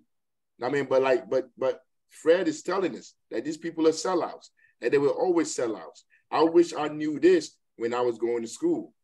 I mean, I would have told him to his face that he was a sellout. If I knew all of this. After you did, remember when we was at Occupy Newark? That was the first time I think you met him face to face. Yo, they had Occupy Newark in Newark, New Jersey, I think like 2010. And I don't think I called him I don't think I say sell out to his face though. You didn't sell out, but you said some things that you were about to get jumped that night. Yeah. He had his whole fake crew down there. His son, all of them was down there. And I was telling them, like, because he kept saying, like, you see, Prudential is where we need to go. That's what we need to go take down. So I'm like, how? How are you going to take Prudential down? What are the marching orders? You see, I didn't even know who he was. I didn't know he was Amiri Baraka. I really did. I was just out there. Like, I was tired. I had just came home from prison. I'm trying to get a job, trying to survive out here. Like, I wasn't a Panther then either. And I didn't know what to do. But I see this old man talking, and they gave him the mic. And he talking about, yeah, we need to go against the. So I'm like, how we gonna do it, bro? I'm like, I'm tired of, like I said, I didn't know who he was. I'm tired of hearing all this, go back to African talk, all this gangster talk. What are we going to do? How are we going to march in there? Because they got guards, they got police. What is the plan? And he never told me the plan because he never had a plan. I'm gonna go back to reading. That's what he is. We think that if he's gonna continue to wear dashikis, that's Amiri, that he ought to stop wearing pants because he look a lot better in miniskirts. Yes, he would. That's all the motherfucking man needs in Babylon. That ain't got no gun, and that's a miniskirt. And maybe he can trick his way out of something because he's not gonna shoot his way out of nothing. He won't fight temptation, but he never killed anybody but the Black Panther member. I think that's Karenga you're talking about, but you could lump Leroy in with that. Name somebody. Name me a time you read about Karenga's office being attacked. Never. He's still here. They're not attacking him. The only time he ever had an occasion to use a gun was in Apprentice Bunchy Carter, a revolutionary. He killed Bunchy Carter for the government, for the CIA, for the FBI, because they paid him, they funded him. But Captain Africa, that's the same thing these fake activists are doing now. Exactly. That's the same thing. Exactly. All these fake activists, they will stand by and watch the government kill you. They watch the police, and then they will participate. They will participate. Yes. What's her name? Keisha Yuri. She's the head of the Anti-Violence Coalition. Yo, those people coming and they get information from the community and they go back and give it to the federal government. They go back and give it to the police. And they call themselves Newark Anti-Violence Coalition. You are fraud. You're not no anti-violence anything. You are a fraud. You are a CIA cutout. You're here to lead the people into the lion's den. This brother had more revolutionary poetry. Is that Amiri talking about? This brother had more revolutionary poetry for a motherfucker than anybody. Revolutionary culture. John Huggins. The only time they lifted a gun was against these people. As Huey says in prison, when they lifted their hands against Bunchy and when they lifted their hands against John, they lifted their hands against the best that Babylon possesses. And you should say that. You should feel anytime when revolutionary brothers die. You never heard about the party going around murdering people. You dig what I'm saying? Think about it. I'm not even going to tell you. You think about it for yourself. Yo, I never heard about the Black Panthers killing anybody. I never, like, you think about it yourself too. Since he said it, since Fred said it, think about it. I've never heard the Black Panthers killing any people. The only people I heard the Black Panthers kill were the pigs and judges. That's what they tried to kill the judge. I remember they tried to kill the judge in that anyway. We started Black Panther Party in 1966. I'm gonna tell you the whole story in a minute. We started dealing with pigs. You think we scared of a few kangarangatang, a few chumps, a few male chauvinists? They tell their women, walk behind me. The only reason a woman should walk behind it, hey, look, man, I know we in a new age. I'm on TikTok. They're about to cut this TikTok off. We've been using all kind of words here. But I'm not saying that word right there because I think that one right, they might shoot me through the camera. Behind a FAGGOT like that is so she can put his foot knee deep in his ass. We don't need no culture except revolutionary culture. What we mean by that is a culture that will free you. You heard your field lieutenant talking about a fire in the room, didn't you? What you worry about when you got a fire in this room? You worry about water or escape. You don't worry about nothing else. If you say, what's your culture during this fire. Water, that's my culture. Brother, that's my culture. Because culture is a thing that keeps you. What's your politics? Escape and water. What's your education? Escape and water. When people ask us about our culture, we say our culture's guns, baby. Our culture's revolutionary art, like that. And when you see those two brothers who picked up them guns and went out into Babylon in 66, when a lot of us were scared to do anything except lock ourselves up in the closet and listen to Coltrane. Ain't that something for whooping a motherfucker's ass? Coltrane, that's your boy Cornel West. That's all he do is talk about Coltrane. That's all he do. Yo, like right now, every time you see like a rich black person, Jay-Z, Kanye, any one of these rich black people, like the first thing they say they're doing it for the culture. What culture? What culture you doing it for? There's people out here starving. People out here starving. People ain't got no way to live. People don't have no home. The schools is horrible. The water poison. The air poison. And you talking about you doing it for the culture. What culture you doing it for, comrade? But they're not even comrade. What culture you doing it for, sellout? None of these, no celebrity cares about the people. And if you don't know Africa, Captain Africa gonna tell you today, the whole idea of celebrity is a social construct. Those people are created to influence you, to control how you think. As soon as they go outside the hegemony of what the government want, the imperialists want, they'll cut off their mic. They'll get rid of them. That's the only purpose celebrities serve. I know you like watching Power. I know you like watching all these goofy shows or listen to these dumb hip hop artists. You think like that's music, that's hip hop. None of that is hip hop. Everything that you watch is filtered through a system of brainwashing. That's why they give you that trash that makes no sense. And this has turned us on. And this made us black enough that we were bad. Then this made us black enough to get out and launch a blanket indictment at the murder mouthing rest of the black people. Nigga, you ain't got no natural. Nigga, hey, you there? Yeah, I'm here. You want me to read it? Go ahead. All right. You I'm know gonna start from the beginning. I'm gonna just start from the beginning of the paragraph. All right. And this turned us on, and this made us black enough that we were bad. And this made us black enough to get out and launch a blanket indictment at the murder mouthing rest of black people. Nigga, you ain't got no natural. Nigga, how come your name ain't changed? Ask the pigs in California. Ask them, who do you fear most? Rama Malama Karenga or Huey P. Newton? Who is named after a demagogic, lying politician, Huey P. Long? And pigs don't care about that because you don't have to call if your shotgun's a Browning. You don't have to give it no African name because believe me, it shoots the same. You understand? It shoots the same. Changing your name is not going to change our set of arrangements. The only thing that's going to change our set of arrangements is what's gotten us into this set of arrangements, and that's the oppressor. And it's on 3 stages. We call it 3 in 1. Aspirations greedy businessmen, demagogic lying politicians, and racist, pig fascist, reactionary cops. Until you deal with those 3 things, then your set of arrangements will remain the same.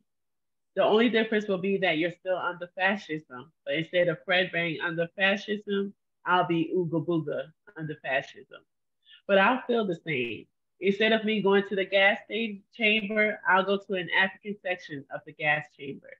We so Africanized over here that if Africans came over here, you'd have to give them a catalog to find out what the fuck they were buying. That's right. You have to give them a catalog to find out what the fuck they were buying. You got posters and pictures and names. We're naming things and naming ourselves names they never even heard of. And we call ourselves Africanized. Ain't that something? If you're a racist, let me tell you something. Or if you're a reactionary nationalist, white folks run it. Go to South Africa and ask them. Go ahead. If you want an example of cultural nationalism, the best one I can give you is Papa Doc, the Voyeur. In Haiti, all the black people, we need some blackness, Papa Doc. Now the Valle said, right on, we need some blackness. Let's get all the white folks out of here. Got all the white folks out, and now he's oppressing all the black folks. When the black folks complain about it, he said, well, goddamn, what you all complaining about now? I'm black. I can't do nothing wrong, brother. We already qualified that. Hey, yo, like that's your Obamas, that's your Raza Rockers, your what's the other one? Patrick Lumumba, all these people, man. Nah, but like in all our communities, we have all these black-faced politicians, Hispanic politician, gay politician, whatever you want, whatever gender, whatever strokes your boat, whatever. They got them all for you. Yo, sometimes they can have them all in one, like they had in Chicago. What was her name? Lori Lightfoot. She's a woman. She's black, and she was gay, and she ain't had no hair, but she still did the same thing, bro. Like she wore suits and everything. I mean, like she was a straight dude, but she was still like she was like what they call them? What they call those? The butch, like whatever she was. I'm talking about. She was all the way out. She fit all the little pronouns. She had all the pronouns, and she was as evil as any white supremacist. Go ahead, Secretary. That's why these apologists like Wesley South come on the air and to rap that sophistry that the sister was talking about. Talking about their ballyhooing, really. Just rapping about nothing because their jackanapes in our community allowed to remain there only because of their skin complexion. And we also drive them out. Think about it. You've got Bobby Seale chained and gagged at the federal building. You've got James and Michael Sosa, who was murdered in 2 days. By the way, for all you white folks who claim you're radicals, that claim you're going to support the party, we move in and we're saying that there's no better, there's no higher Marxist than Huey P. Newton. Not Chairman Malzone or anybody else. We're saying that unless people show us through their social practice that they relate to the struggle in Babylon, that means that they're internationalists. That means that they're not revolutionary, truly Marxist-Leninist revolutionary. We look at Kim Tu-jeong. We look at Comrade Marshall Kim Tu-young of Korea as towering, far and high above in his social practice as Malzone. If you can relate to that, cool. If you can't relate to that, walk out with your ass picked clean like the chickens do. You dig? If you can't relate to that, and we're telling you that. And you motherfuckers who think you're so radical that you're trying to radicalize everything in Washington. And I don't know what the fuck. And I don't know what the fuck you could radicalize because you ain't gonna do nothing between the bodies of two dead men, Lincoln and Washington. And I know you're not going to stand up and gain no redress. And there's just as much chance for Nixon giving you some redress. If you can't get 200,000 people to march on Washington for something that's in Vietnam, why the fuck can't you? I'm sorry, if you can get 200,000 people to march on Washington for something that's in Vietnam, why the fuck can't you get 200,000 people to come to Jackson and Dearborn, the federal building, and march for the chairman of Babylon? The man who did more for Babylon and more for Vietnam than you marching maniacs will ever do. Yo, and like I was telling you about electoral politics, yo, this is not Africa saying this. This is not the Secretary General saying this. This is Fred Hampton's speech. And he's telling you how electoral politics will do nothing for you. You go to Washington, you're just walking between two dead white men, Lincoln and Washington. Like electoral politics is dead. It is a social construct. It will do nothing to change your condition, period.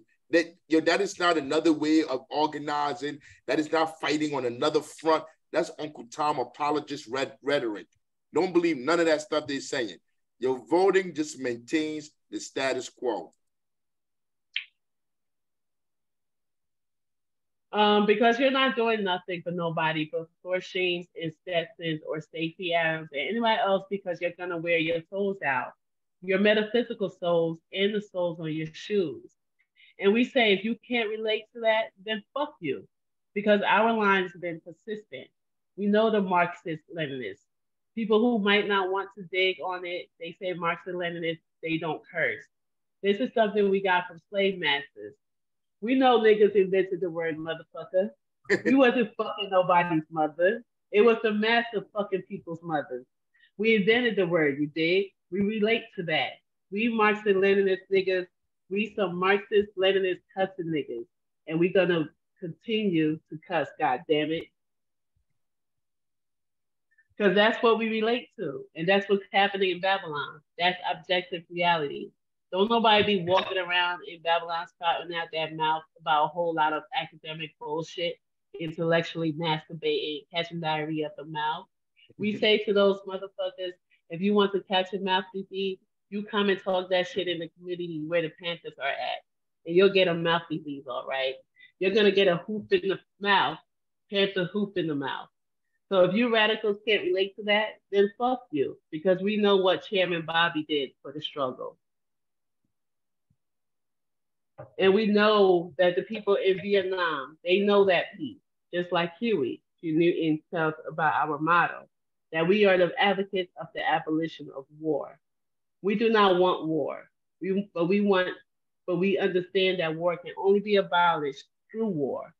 That in order to put the gun, we make man get rid of the gun. It's necessary to pick up a gun. And you motherfuckers, that's for peace in Vietnam. The Black Panther Party is for victory in Vietnam. We say that they're aggressive, they're a bunch of lackey running dogs, that they're imperialists, that they're a bunch of Wall Street warmongers, and they need to be driven out of there. And the only way that the liberation of the oppressed people of Vietnam or the oppressed people of Babylon's freedom can be founded, it has to be founded on a land that is fertilized by the bones and blood of these aggressive pig dogs that come into our communities and occupy our communities like troops occupy foreign territory and go into Vietnam and fight and struggle relentlessly against the people in Vietnam to have a right to self-determination. We don't care whether anybody likes it or not. That's our line. It's a Marxist-Leninist line. It's consistent. It's going to remain that way, and it's been that way. If you can't get 200,000 people to come see about Bobby, then we say you're counter-revolutionary. That's what you're doing, is you're taking some kind of route to be called, where you're going to get to Vietnam without even passing the Henry Horner Project on the west side of Chicago. That's impossible. You think Vietnam is bad? Check the law. In Vietnam, if you lose one son, they allow you to keep the other one. They say, here, mother, there, hold him tight. He can stay at home, you understand? If you have two in there and one dies, they'll shape him back. They'll shape him back and get him out of the war where there'll be no chance of him dying. Because, miss, this war is not going to take both your sons. And then you're marching on this cruel war in Washington, all you radicals. And what about Mrs. Soto, who lost 2 sons in 1 week? That proves to us, through historical fact, that Babylon is worse than Vietnam. We need to have some more moratorium on the Black community in Babylon and all oppressed communities in Babylon. And Charles Jackson from Outfield Gardens. Last week, a 14-year-old boy throwing rocks. The pigs told him to halt, and the motherfuckers shot and murdered him. Murdered him in cold blood. Then you motherfuckers got the nerve to go tramping off to Washington, marching between 2 dead motherfuckers. The Panther Party is going to criticize you motherfuckers.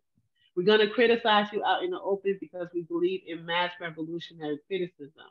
We're going to tell you that you're wrong because you done had a lot of criticism leveled at us for fucking around with you. You will either be part of the problem or you're going to be part of the solution. And if we find out you motherfuckers is part of the problem, we're going to start turning the guns on you crazy motherfuckers. We're going to have some questions and answers. We're going to do one thing too. And this is another thing out of sight to show the people where we come from. We come from Babylon. The Black Panther parties ran solely by Black people. If you get a chance, there'll be a big roundtable discussion that's going to be on for Blacks only. Any you can check the thing and see what it is. And either myself or Shakur will be there. We'll be presenting the Black Panther Party. If you get a chance, why don't you look at it? If you want to do something for me, we like to do something for Chairman Bobby. If you just clap for me, this is what we call. You don't have to clap loud. This is what we call the People's Beat. It's a beat that was started in 1966 by Huey Newton and Bobby Seale. It's a beat that never stopped because it's the beat that they got because they knew it couldn't be stopped. It's a beat that manifested in you, the people. Chairman Bobby Seale says that as long as there's black people, there'll always be Black Panther Party. They never can stop the party unless they stop the beat. As long as you manifest the beat, we can never be stopped. You think the beat is dangerous? We know it's dangerous. Because when the beat started out on the West Coast, the chief pig out there, Mafioso Alioto, said to the rest of his people that helped him with his fascism out there, he said, listen to those people beat. Hey, they're beating much too fast. Why don't they go back home where they belong?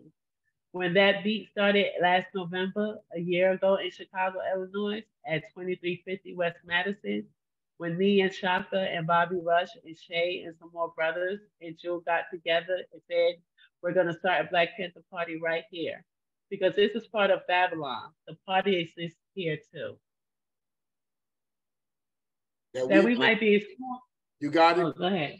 No, if you want to read, read. That we might be in school now. Might think we are on the mountaintop, but we are going to come down to the valley because people in the valley, commitments in the valley, oppressions in the valley, aggression, repression, fascism, all exist in the valley. No matter how nice it might be on the mountaintop, we've got a commitment. So we are going back. We got to go back to the valley.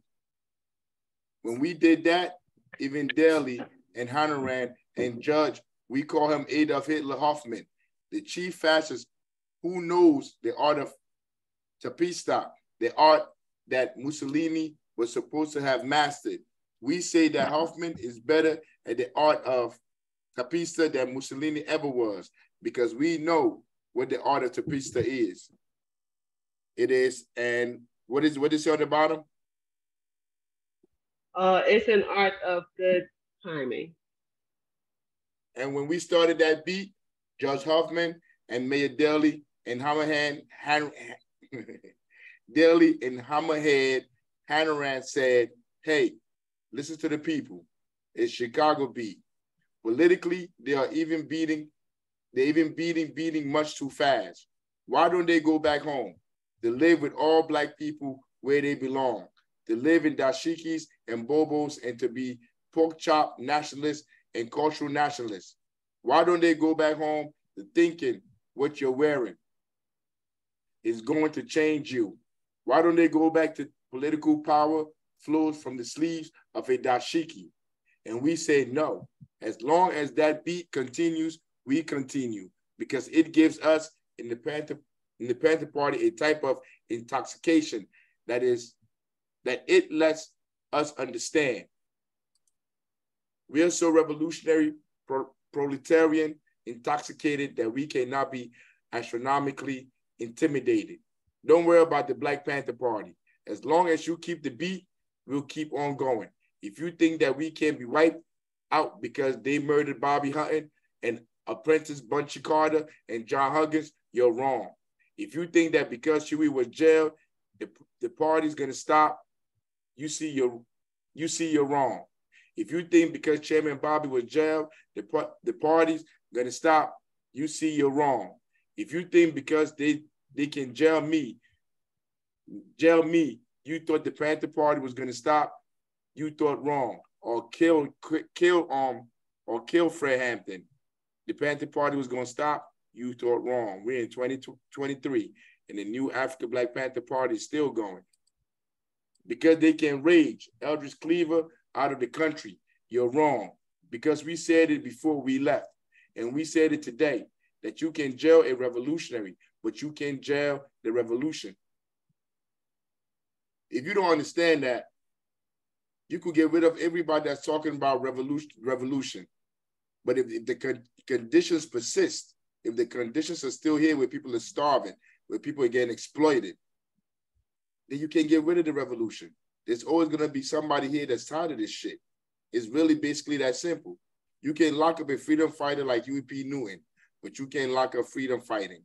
You might hire some pork chops like Mama Lama to murder Apprentice Bunchy Carter, a liberator, but you can't murder liberation, because if you do, you come up with the answers that don't answer, explanations that don't explain, conclusions that don't conclude. We say that if you dare to struggle, then you dare to win. If you dare not to struggle, you don't deserve to win. We wouldn't go into the ring with Muhammad Ali and not fight and wonder why we lost, would we? If you don't fight, then you don't deserve to win. If you don't move on these facets, then you're crazy. We say it's no longer a question of violence or non-violence. We say it's a question of resistance to fascism or non-existence within fascism. We say, let's stop the war in Vietnam. Let's stop it by acquiring victory for the spirit of Ho Chi Minh. We say, let's stop the war in Babylon. Let's initiate the decentralization of, what's that last word? I can't see it. The police. Oh, everybody say that. They've been trying to decentralize these people forever. The only real thing is the people, because pigs bite the hand that feeds them, and they need to be slapped. Like Shakur said, when you catch them in your house, hit them with anything. You shouldn't argue about whether to hit them with a chair or a table, because they're out of order from the start. We say that the oppressor, fuck Judge Taney. The oppressor has no rights, which we, the oppressed, are bound to follow. If you get a chance, come see about Bobby. You ought to come see about Bobby, because Bobby came and saw about you. Bobby Hunting, I think you're talking about. You ought to come see about Bobby, because in 1966, when we didn't even think we were important enough to protect ourselves, Bobby and Huey, or Bobby Sale, Bobby and Huey got their guns and went into the community. They left college. They were pre-engineer students.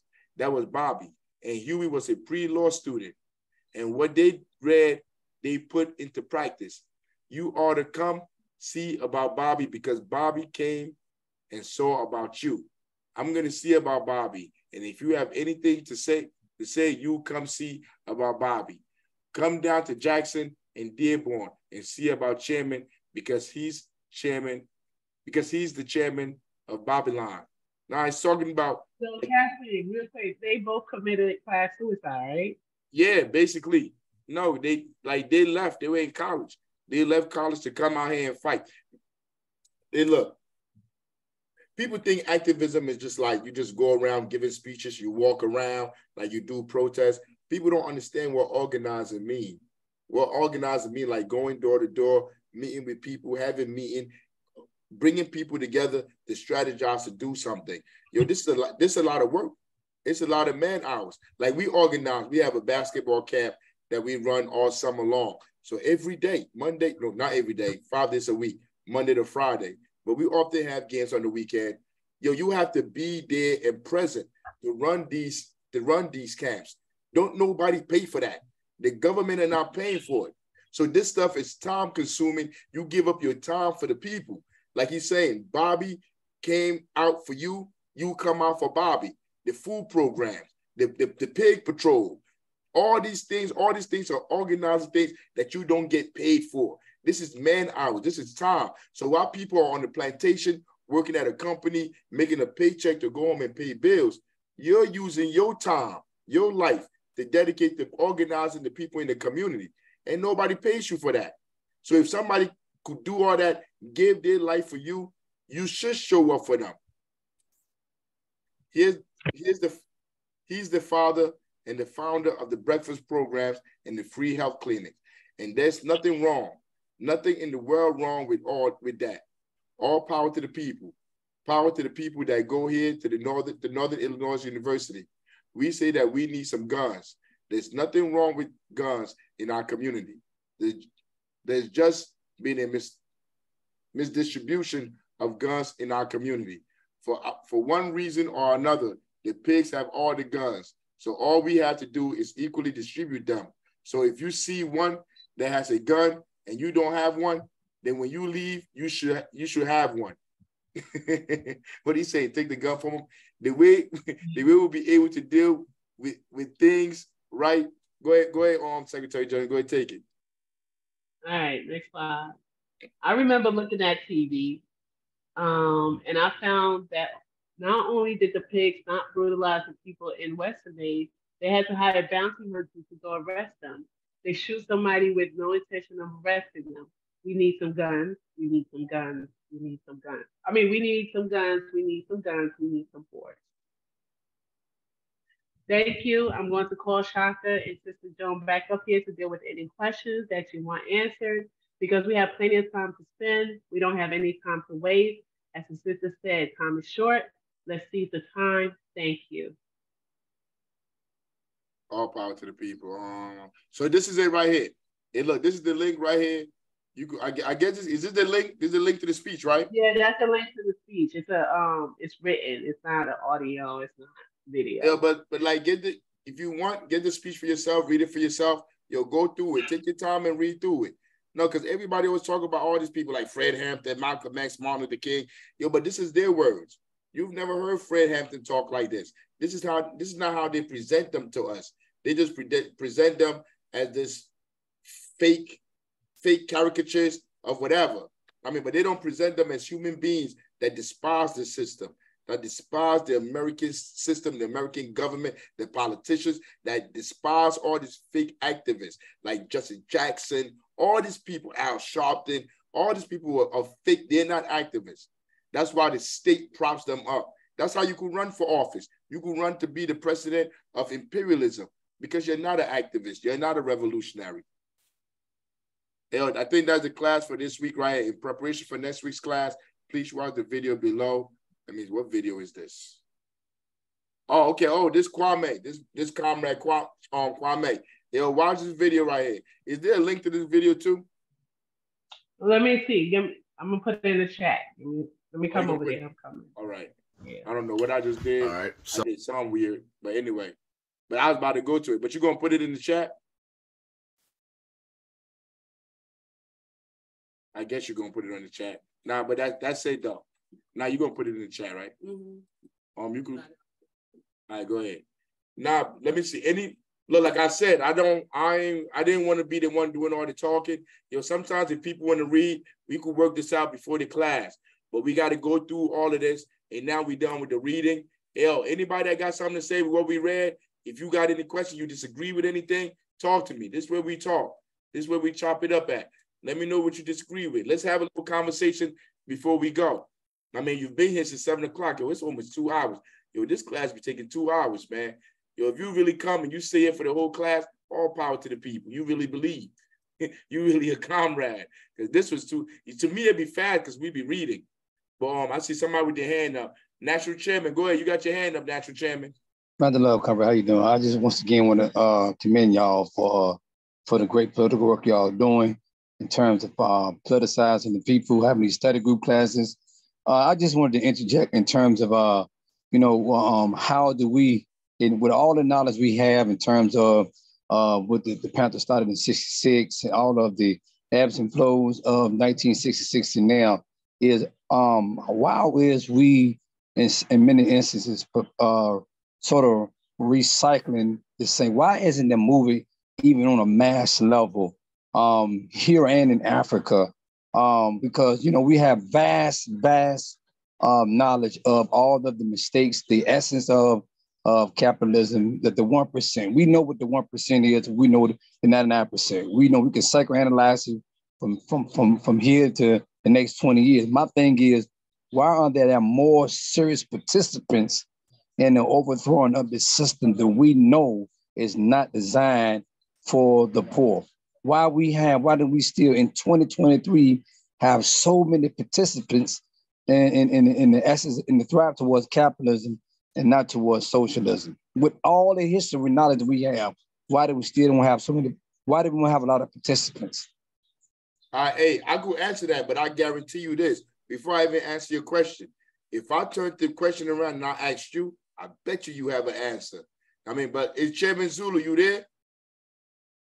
I'm gonna take it. The chairman is on another call. Yeah, I know the answer. It's sort of like a rhetorical question. Yeah. Because the next week when I'm gonna have the chairman from Kenya. His name is Daniel, and I'm gonna have the chairwoman from Zambia. Her name is Natasha.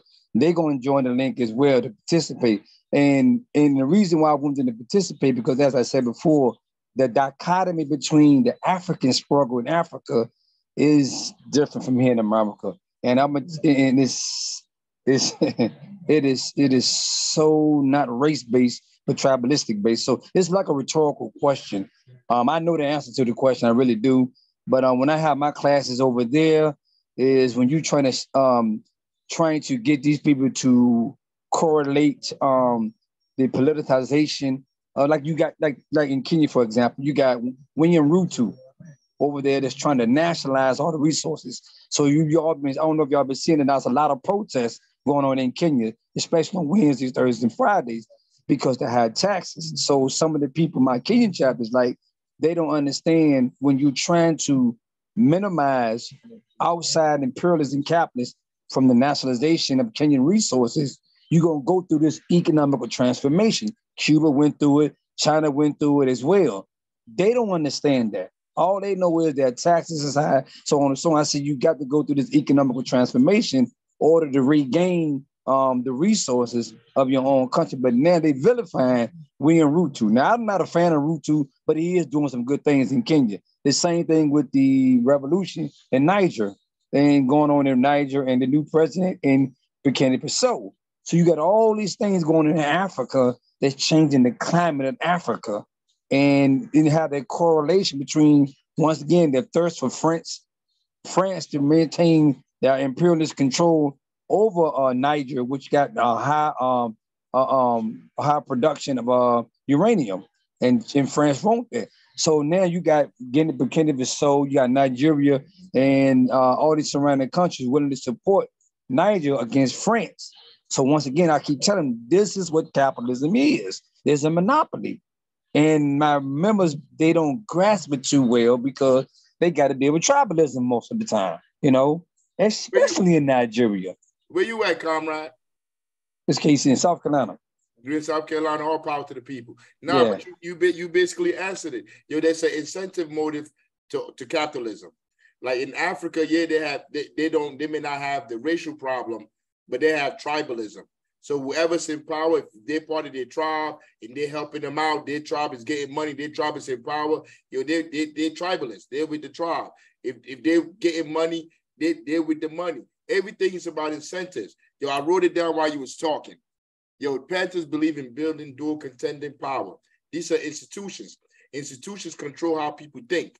Institutions teach people how to think. Until we start to build our own institutions, even on the continent and here, our people are never going to change how they think.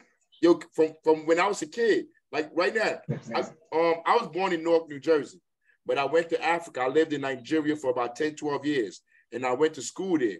And then when I came to America, I went to school. When I came back to America, I went to school in America. I don't even remember the African language.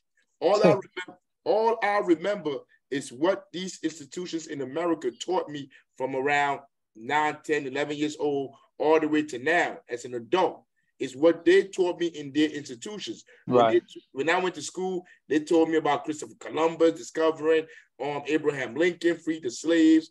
Martin Luther King said all Black people should come together with white people. We should all drink at the water fountain, that we free. If you go to college, you're going to be okay. Go to college, move away from the hood, join the military, and you're going to be a free Negro. This is all the stuff that they taught me. And I took that stuff and I wrapped myself around it and I believed it until I was able to re-educate myself. We will never change our condition until we start to build our own institutions to educate our own children, period. We can talk, we can do all the podcasts we want to do, we can write all the books we want to do, we could be all the professors with all the degrees like a thermometer, until we build our own institutions that our kids are going through and learning who they are and what their purpose is on this planet. Our families are going to stay destroyed. Our families are going to stay broken apart. Like right now. Try to mute it. The mute is coming through. Like right now, we all have kids. We send our kids to school. We send them to college, and then like when they get out of high school, we send them all the way to the other side of the country to go to school. When we understand how hard it is to survive in this society, why would you send your child all the way across the world? Why would you say, like, when you're 18, you're grown, you're an adult, get out of my house? That is backwards thinking. We have no culture. Our culture is gone. We are so separated from our culture. We don't even understand how to be a family, the purpose of family, the purpose of mating, the purpose of meeting somebody. Everything we do now is for money. I mean, we have relationships based on money. You don't want to be with that person unless they have a certain amount of money. They work somewhere. They have a certain car. They do. Everything we do is about money. It's not for the survival of our people. It's not for the survival of the people, of the human race. It's not. We've actually gone backwards as a species. As a species, we're materialistic. We don't search to know. We don't search to find out what's at the end of the universe. Where are we going to go if a meteor just strikes Earth and blows this thing up? What are we going to do to survive as human beings? That's not where we at anymore. We're so materialistic. All we think about is money. Get rich or die trying. Money, money, money, money, money, money, money. And that's why we'll never go nowhere until we build institutions of our own to re-educate people. Because the way we're going now, I don't see no light at the end of the tunnel. And until, I'm going to say this again, until we build our own institutions to teach our own people, to teach our people in our communities, we are not going anywhere but backwards. Anybody else got something? Do you see it? Yeah. No, was that National Chairman Kazi? You still have some? Yeah, he still got his hand up. Go ahead, Kazi. Yeah, and I agree with you on that. And like in terms of education, I would say that if we was to compete from a scholastic level, and this is from dealing with these chapters I deal with, from a scholastic level, 95% of my members got some type of degree. If we was to compete scholastically, Black Americans, Africa, we gonna lose. I'm talking about they put emphasis on education over there like it's going out of style. Nonetheless, the average pay is $200 to $300 a month is what they get. I'm talking about doctors, politicians, cosmetologists, $200 to $250 a month is the average pay over there. So they're stuck between ascertaining an education and maintaining a lifestyle. So when you but check this out though. After you go to school, you do all of that. They put, just like over here, I'm talking about Ras Baraka. Just like over there, they put the puppet governments in charge. Then when the people get upset and they overthrow the puppet government, then they pay the other Africans to come in. They pay, I'm from Nigeria. My father is from Nigeria. My mother is from Liberia. If you know the history of both of those places, you know, like, I come from some Uncle Tom bastards. Yes, you do. Yeah. Yes, hey, yes. I admit it. Charles Taylor, all of them, yes. Man, bro, way before Charles Taylor, way before, I admit it. These people, I'm talking about, the slaves that left from America and went to Liberia, went over there and they oppressed the people that were there, the Africans that were there. They went over there and turned them into slaves. That, it's profound. That's why I said, Black people that look like us, it's about class. It's not about the hue, the complexion. Our main problem is class. Because when you go there, your class is big over there. They call them Oga. The Oga there, the people there that control everything, you're not getting nothing. You're not getting nothing. They run, these niggas run everything. I was talking to my friend earlier, and I told him there's only one group of people I hate more than Negroes. Those are Africans. I'm telling you, bro, them Africans are savages, bro. Those leaders, they're the one keeping Africa destroyed. They send everything. Like, you got niggas over here, you got rappers, you got these politicians, these Negroes here. These are the sellouts over here to the people. Over there, you got the professors, you got the politicians, you got everybody. I mean, I can watch Power. When they put a Black show on, I can watch Black Panther. I can watch any of this Black stuff they put out because the ideology is horrendous. Even when I watch African stuff, African movies, they want to be European. They want to be white. Like they bleach their skin. In East Africa is bad. Or in Tanzania, Kenya. So the only way to undo all of that is to have your own institution that you're putting your own kids through, letting your kids know, you're beautiful. You don't need to bleach your skin. Why are you trying to bleach your skin and change your nose and all of that when you're beautiful? You're perfect the way you are. But if they don't go through this, they're watching through the media, they're watching people bleaching their skin every day. They're going to school with the teacher bleaching their skin. Everything is bleach. Materialism. That's all you're going to know. So until we build our own, we organize, because that's why I'm here. I'm here to organize. We go through these classes. Once you graduate through these classes, we're going to sit down and organize on how we build institutions in our communities, in all our communities, pool our bread together. I mean, but yeah, that's all I can say, man. That's me going to school, me studying sociology and history. That's the only thing, that's all my studies has taught me. I agree with you. I do agree with building institutions, and I'm talking about sincere institutions, having a platform to proselytize the people. And like I said, like you said, it's not just going there, giving a speech, patting yourself on the back. You got to mobilize, proselytize, and it's relentless. You have to do this over and over and over again, because you got people that will digest what you're saying at the same time refute the perpetuation of colonialism. They want to identify with colonialism because it's profitable. So you got to be able to count that as well. And I tell them straight up, I'm not trying to come here and decolonize you, what you've been learning for 20, 30 years in 1 month. It's going to be a process. And like I say, I post everything on my Facebook and Instagram page. They show when we go to these communities, we go to these orphanages, and we're doing this. This is socialism. This is contrary to what y'all been. And when you got those people like, wow, it's actually working. And like I said, I don't post. You never see me in nothing. I post what we're doing over there at these institutions, because people listen with their eyes and not with their ears. They don't give a damn about what you say. It's about what you can do at the end of the day. And that's why I do what I do. Building institutions. You are 100% correct. All power to the people. All power. Hey, yo, if ain't nobody else got nothing, man, we passed 2 hours. I'm sweating bullets over here. Yo, we good for the week? Somebody got something else? Well, I just want to say this. Everybody keep your eyes on Nigeria, on ECOWAS, on America and France trying to take, it seems like the Africans are fighting back. So just keep your eyes and ears open. This is going to be big. They are. They fighting back. They are really fighting back. They talk about it all. The Burkina Faso, the new Burkina Faso president, he looked like my hero, Thomas Sankara. He's 35 years old. He's the youngest president in the world. But like I said, the only thing I don't like is he's aligned with Putin. And Putin is trying to align himself with Africa because he's getting blackballed by a lot of the people.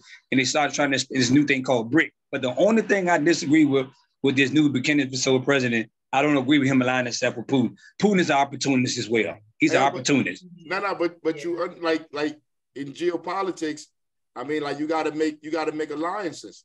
I agree. So it's like so it's like I don't like for me right now, I'm real hesitant because I don't want to like throw my trust behind somebody and the whole time they're a goddamn savage.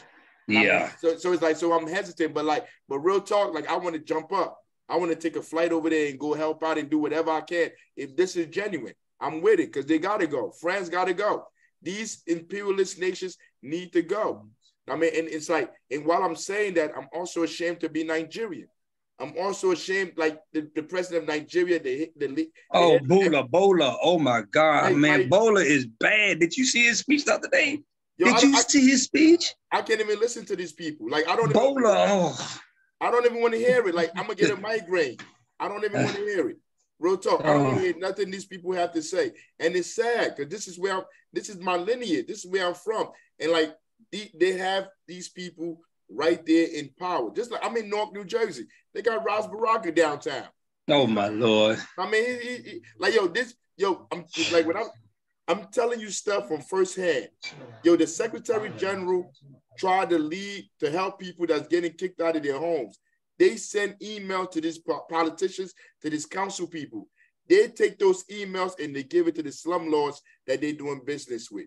I mean, these people are savages, man, from continent to continent. across the seas, wherever you want to go. Alexander has his hand up. You say what? Alexander has his hand up. Oh, go ahead, Alexander.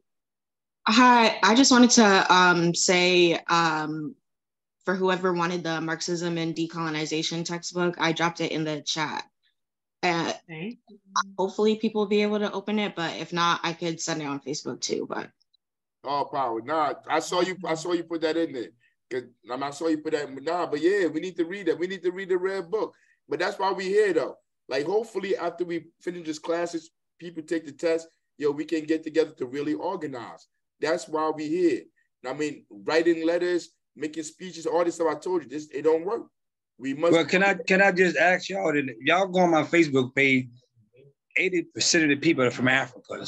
Inbox them, especially Nigeria. I got a big chapter in Nigeria. My chairwoman is a Benedict, so she's very knowledgeable. She's one. See, let me just say something to you as well. Nigeria is not all bad. You got a great lineage.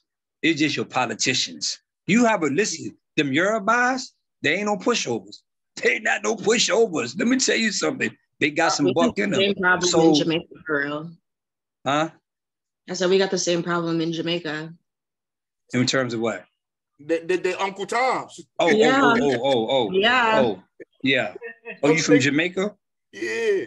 They recently sold to China. Yep.